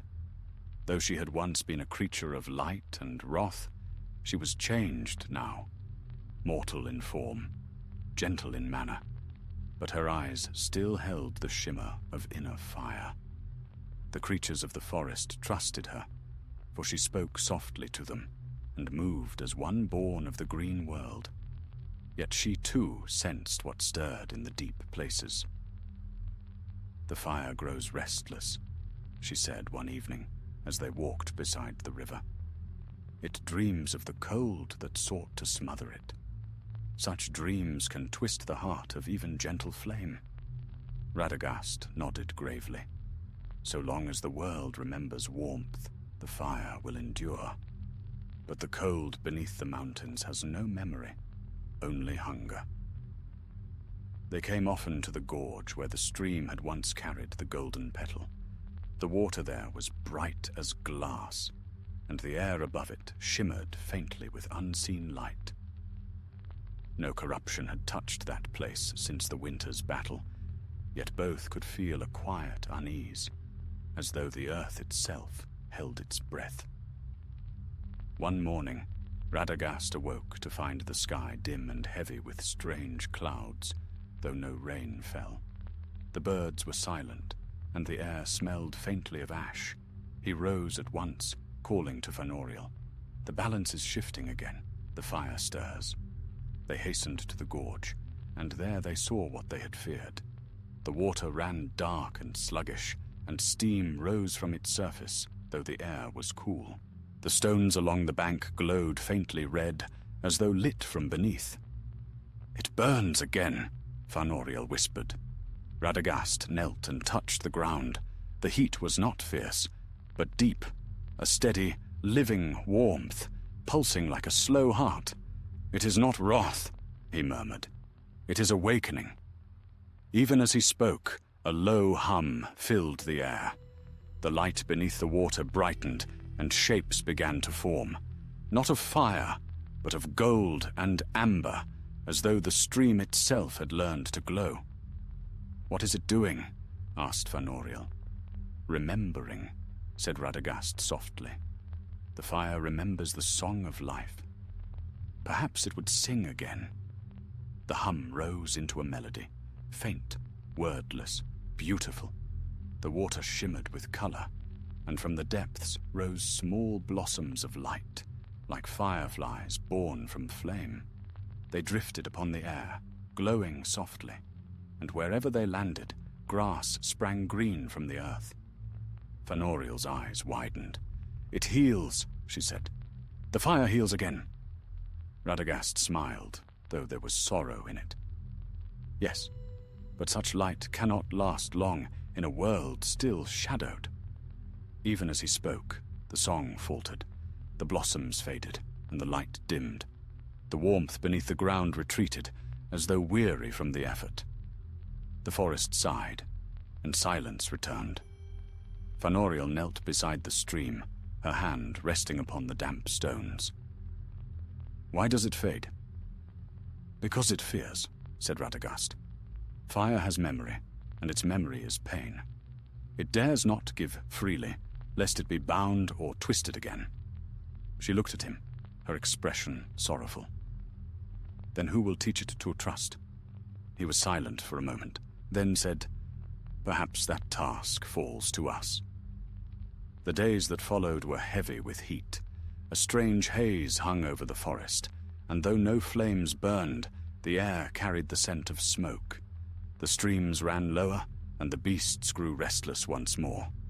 At last, Radagast gathered his staff. "If the fire's heart stirs again, we must go to its source," he said. "The stream is but its whisper. We must find where it truly wakes." They journeyed south, following the river as it wound through the hills. The land grew rougher, the trees sparse, and the soil cracked with hidden heat.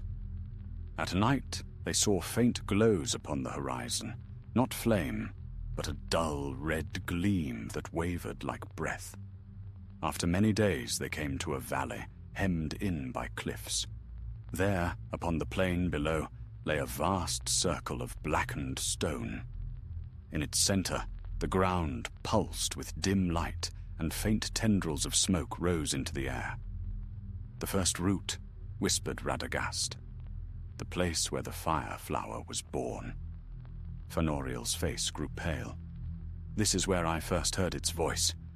I remember the song, bright and terrible." They descended into the valley. The ground was warm beneath their feet, and the air hummed with unseen power. At the circle's heart, the rock was cracked, and from the fissure came a slow, rhythmic glow, like the beating of a heart deep beneath the world. Radagast lifted his staff.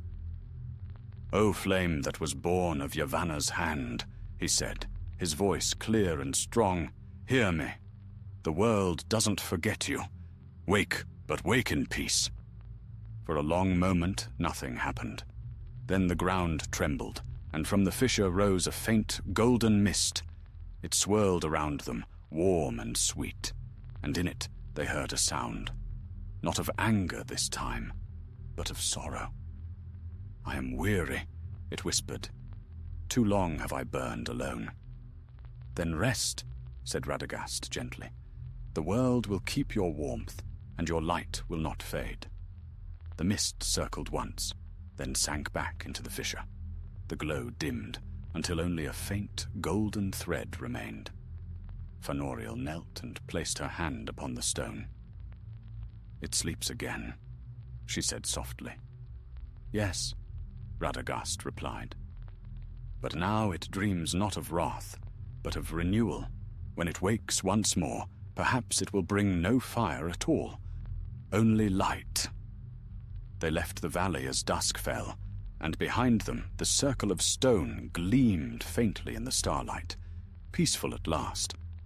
The forest awaited their return, and when they reached its edge, the wind through the leaves seemed to sigh in relief. That night, beneath a sky full of quiet stars, Radagast sat beside his small fire and watched it burn, steady, clean, and calm. "So it must be," he murmured. "Fire that serves, not rules. Fire that warms, not consumes." Beside him, Fëanoriel smiled faintly.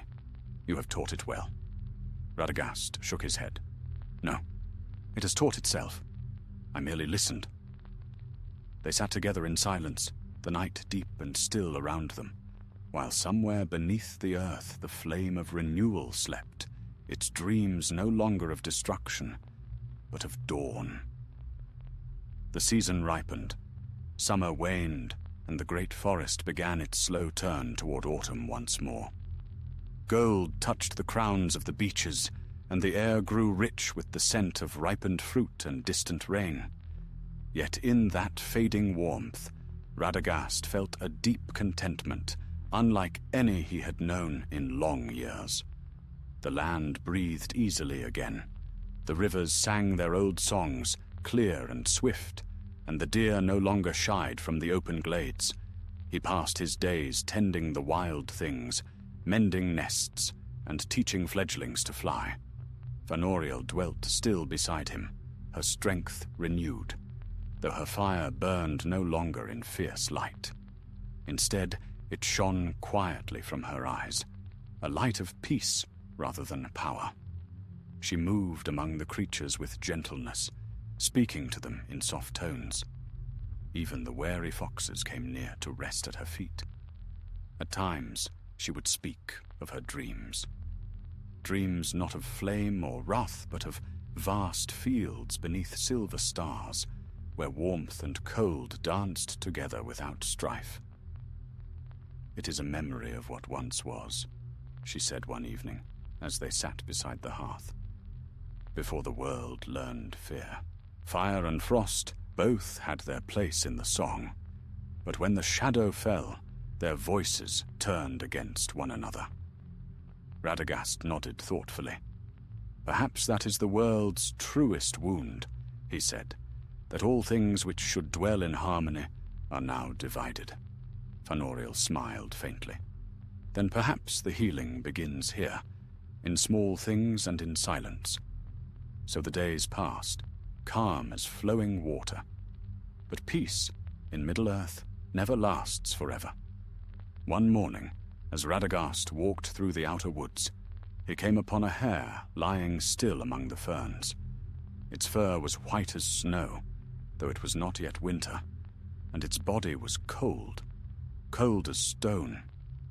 The ground about it was rimed with frost, though the air was warm. He knelt beside it, sorrow in his heart. "So," he murmured. "The cold stirs again." When he returned to the cottage, he found Fenoriel standing outside, her face turned toward the north. The sunlight touched her hair, yet she did not seem to feel its warmth. "You have seen it too," he said. She nodded slowly. "The frost moves beneath the roots. I feel it creeping closer each night." Radagast's brow furrowed. "Then the balance has not held. The fire sleeps too deeply, and the cold grows bold in its absence." They set out that very hour, leaving the comfort of Roscobel behind. The creatures of the forest watched them go, silent, as if they too sensed the weight of what stirred. The wind was still, and the air held the sharpness of waiting. Their path led them north once more, toward the deep valleys where sunlight seldom reached. There the trees were tall and dark, their trunks slick with moss, and the ground beneath them soft with old decay. Frost clung to the shadows, a thin glimmering dust that never melted. On the third night, they camped beside a pool whose surface gleamed faintly with ice. The stars above were pale and distant. Fenoriel sat by the fire, her hands outstretched toward the flames. "I can feel it in the air," she said. "Something vast, old, older even than the flame itself. It is not mere cold. It is the memory of stillness before the first song." Radagast stirred the fire thoughtfully. There were things before Arda's shaping, echoes of the void that linger still. If one such echo has woken, it could unmake all warmth, all motion. Even fire could fade before it. "Then we must rouse the flame again," she said. He looked at her sharply. "You would call it back? After all it has suffered?" "I would remind it of its purpose," Fenoriel replied. "If the cold is memory without life, then fire must answer with life remembered. There can be no healing if one side falls silent." Radagast sighed, gazing into the flickering light. "You are right. But to wake the flame may cost us dearly. It will test all that remains of our strength." "Then we will give what we must," she said simply. At dawn they continued north, and by the second day they reached the foothills of the mountains. There, the air was heavy with mist, and the ground steamed faintly as frost met hidden warmth. The very land seemed to wrestle within itself, fire beneath, ice above, each striving to master the other. In the hollow between two ridges, they found it. A vast field of frost spreading outward in delicate patterns, like the veins of leaves. At its center lay a great stone, split down the middle, its edges rimed with ice. Within the crack glimmered a pale light, cold, colorless, yet alive. Fenoriel shuddered. The heart of the frost. Radagast stepped closer, his staff raised. "Be wary. It may speak." And indeed it did. From the stone came a sound, not a voice, but a deep, slow vibration, like the groaning of mountains. The air turned chill, and the grass at their feet blackened with frost. "I was before the song," it murmured. "Before fire, before green. I am stillness unending. I am the forgetting of all things." Fenoriel's breath steamed in the cold air. "Then you are death without rest." "I am peace," said the voice. "Your fire burns, your life hungers, all is noise. I would make it quiet again." Radagast struck his staff upon the ground. "There is no peace in nothingness," he cried. "Life is the gift of the One, and its song shall not be silenced." The crack widened, and a blinding frost swept outward. The wizard's fire faltered, hissing against the chill. Fenoriel stepped forward, her eyes blazing with light. "Then let the flame sing once more," she cried. She flung out her hands, and from them leapt golden fire, bright and pure. It met the frost with a hiss like thunder. Steam rose high into the air, and the very earth shook beneath them. Radagast joined his power to hers. calling upon Yavanna's name. The ground glowed faintly, warmth spreading outward like veins of gold beneath the soil. The frost shrieked, retreating before their combined will.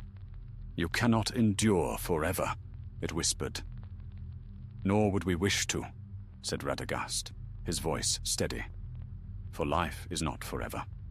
Yet it is beautiful while it lasts." The fire flared once more, then sank gently into the earth. The frost dimmed, its light fading until only a faint glimmer remained within the stone. The air warmed, and a soft wind swept across the hollow, carrying the scent of thawing earth. Fëanoriel fell to her knees, exhausted. "It sleeps again," she whispered. Fire and frost both, bound now in balance. Radagast placed a hand upon her shoulder. "So it must be. One cannot live without the other. Warmth needs rest. Rest needs warmth. Such is the way of all things." They lingered there until nightfall, and when the stars rose, they burned bright and clear, neither cold nor fiery, but steady. The land lay quiet, whole again for a time.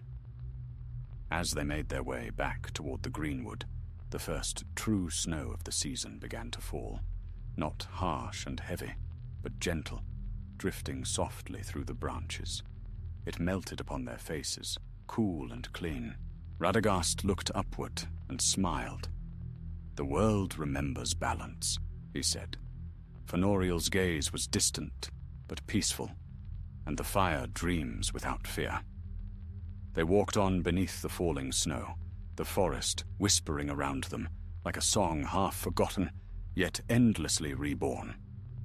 Beneath their feet, unseen, the hidden flame pulsed gently, no longer wrathful, no longer bound, and the frost above lay still, content in its slumber. Thus, for a time, the world was quiet, and Middle-earth knew a brief and precious peace. Winter deepened upon Middle-earth once more, yet it was a gentler winter than the last. The greenwood lay in quiet rest, the snow soft upon its boughs, and the air filled with a deep, living stillness. The beasts slumbered in their burrows, the rivers flowed slow but unfrozen, and even the stars above seemed to burn with steadier light. Radagast the Brown dwelt again in Rosgobel, where the smoke of his hearth rose in a slender column through the pale air. His cottage, half swallowed by moss and ivy, was warm and fragrant with the scent of drying herbs. There he wrote his records of what had passed, the coming of the Fireflower, its fall to corruption, the birth of Fëanoriel, and the waking of the frost below. He wrote with care, though often he would pause, his quill hovering, for how could mere words capture the depth of what he had seen? The fire's sorrow, the frost's longing for silence, the fragile thread of balance that held the world together? Yet he wrote on. For some knowledge must not fade. Fëanoriel still dwelt near him, though she had built for herself a small dwelling upon the edge of the forest. There she tended a garden that never froze, for wherever her hands touched the soil, warmth remained. Her strength had changed. She no longer shone with the brilliance of her old fire, but her presence lent peace to all around her. The animals came often to her door, and the trees themselves seemed to lean closer, as though seeking her quiet blessing. Sometimes Radagast would visit her, bringing seeds or tea brewed from roots that grew only in the far south. They would speak little, but their silences were companionable. The wizard found comfort in knowing that one who had once been born of flame now lived in harmony with earth and rain. One evening, near the turning of the year, Fëanoriel came to Rosgobel. The night was dark and cold, and a soft mist crept through the trees. Radagast welcomed her in and set a pot of honey wine to warm upon the hearth. She stood before the fire, her eyes thoughtful. "Do you feel it?" she asked. Radagast looked up. "The tremor beneath the roots?" She nodded. "Yes, the frost dreams again. Not with malice, not yet. But it remembers. All things remember. Radagast set aside his quill and came to stand beside her. The fire sleeps also. I feel its breath beneath the hills, deep and slow. It is strange. The two no longer war, yet they do not rest easily. Perhaps this is the nature of balance. Not peace, but ceaseless motion. Fenoriel smiled faintly. Then it is as the valor meant it to be. For without motion, there is no life. The wizard studied her face. You speak as one who has known both the blessing and burden of such knowledge. I have, she said. Once I sought to command fire. Now I serve it. Yet even service is perilous, for love of power can hide within love of purpose. Her words fell heavy, and for a moment only the crackling of the fire filled the room. Then Radagast reached out and clasped her hand gently.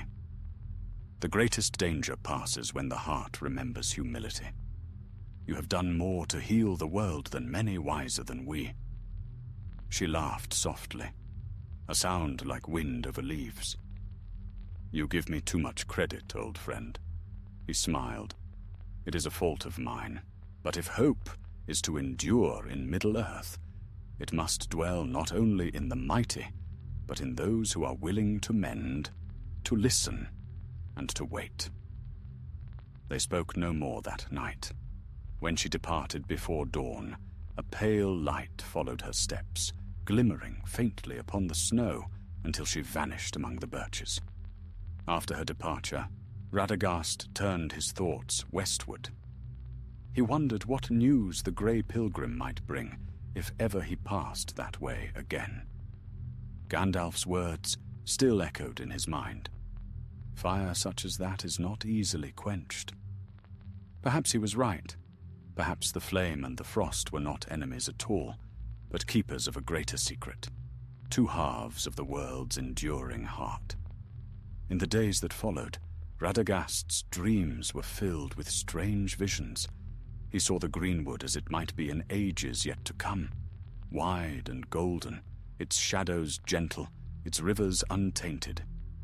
But he saw also the mountains, dark and cracked, where frost and flame slept side by side beneath the earth, their breath shaping the world above. And through it all, he heard a song, faint and wordless, woven of warmth and cold entwined. When he woke, he found the air within his cottage warm, though the fire had died to embers. Upon the table, where he had left his scrolls, lay a single flower, white as snow, but at its heart glowed a spark of golden light. He lifted it carefully, wonder in his eyes. A gift, he murmured, or a reminder. Outside, dawn was breaking. The mist had cleared, and the forest gleamed with frost that shone like crystal. Yet upon every branch, where the light touched, drops of water glimmered, the breath of warmth meeting the chill. He stepped out into the morning air, the flower held gently in his palm. Birds called softly in the distance, their voices hesitant but clear. It seemed to him that the world breathed in unison, the cold air meeting the warmth of the rising sun, neither conquering the other, but mingling in perfect balance. Radagast planted the strange bloom beside his door, pressing the soil around its roots.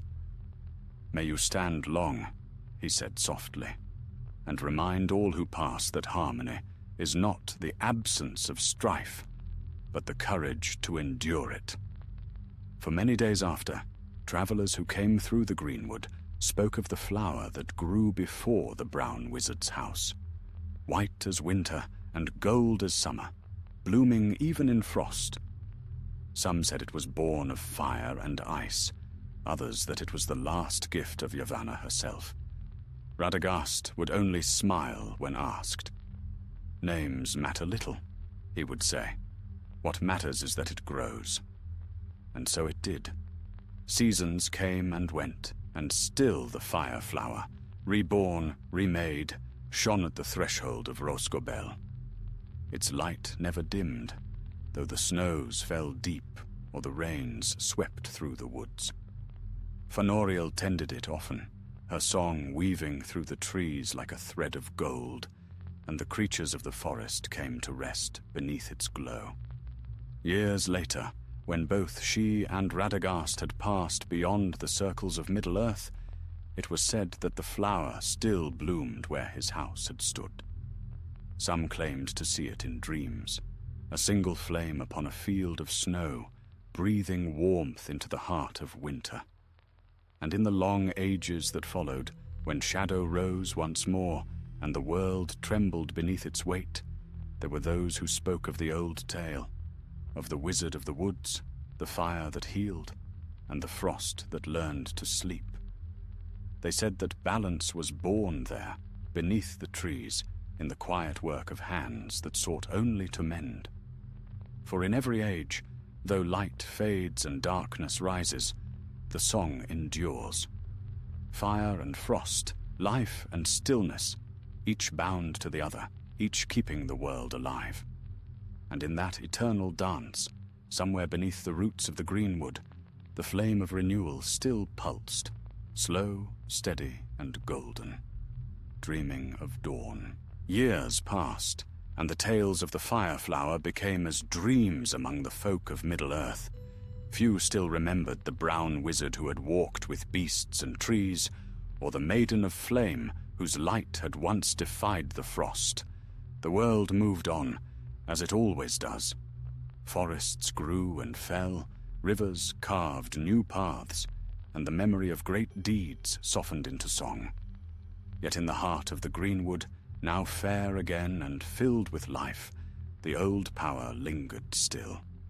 Rosgobel stood half forgotten, its roof hidden beneath moss and ivy, its door sunken into the earth as though it sought to become part of the forest itself.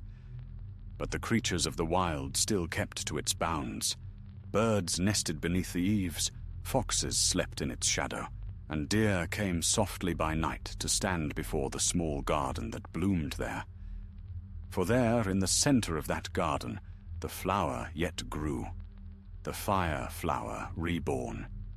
Its petals shone white as snow at dawn, yet when touched by the sun, they burned with golden light, a living flame that gave no heat. The air around it was sweet and calm, and all who drew near felt their weariness ease. It was said that even the elves who wandered eastward in those later days would pause there, sensing the echo of something hallowed, a memory older than shadow. They called it Lorolossa, the blossom of fire and frost, and they whispered that Yavanna herself had blessed the ground where it stood. Beneath the roots of the greenwood, where stone met the hidden veins of the world, the old forces still moved. Deep in the dark, the flame of renewal pulsed softly, its light joined now with the slumbering frost. No longer enemies, they lay entwined, their power balanced, the warmth of creation and the cool breath of rest keeping the heart of the world steady. Yet there were times, in the turning of the seasons, when the old strength stirred. A tremor beneath the hills, a sudden warmth in the soil, a shimmer of frost upon a midsummer leaf, signs that the fire dreamed still, and the frost listened to its song. It was on such a night that a wandering elf came upon Rosgobel. His name was Eruin, a minstrel of the woodland realm, who sought the forgotten paths of the forest for the sake of old lore. The moon was high, casting silver light upon the leaves, when he found the overgrown clearing and the ruin within. He pushed aside the ivy and stepped through the fallen door.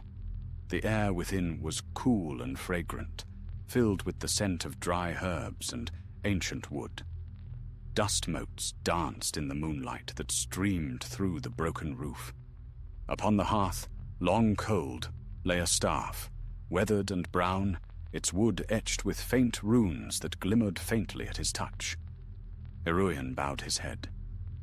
"Radagast," he murmured, "faithful servant of Yavanna, keeper of small things, your watch has not been forgotten."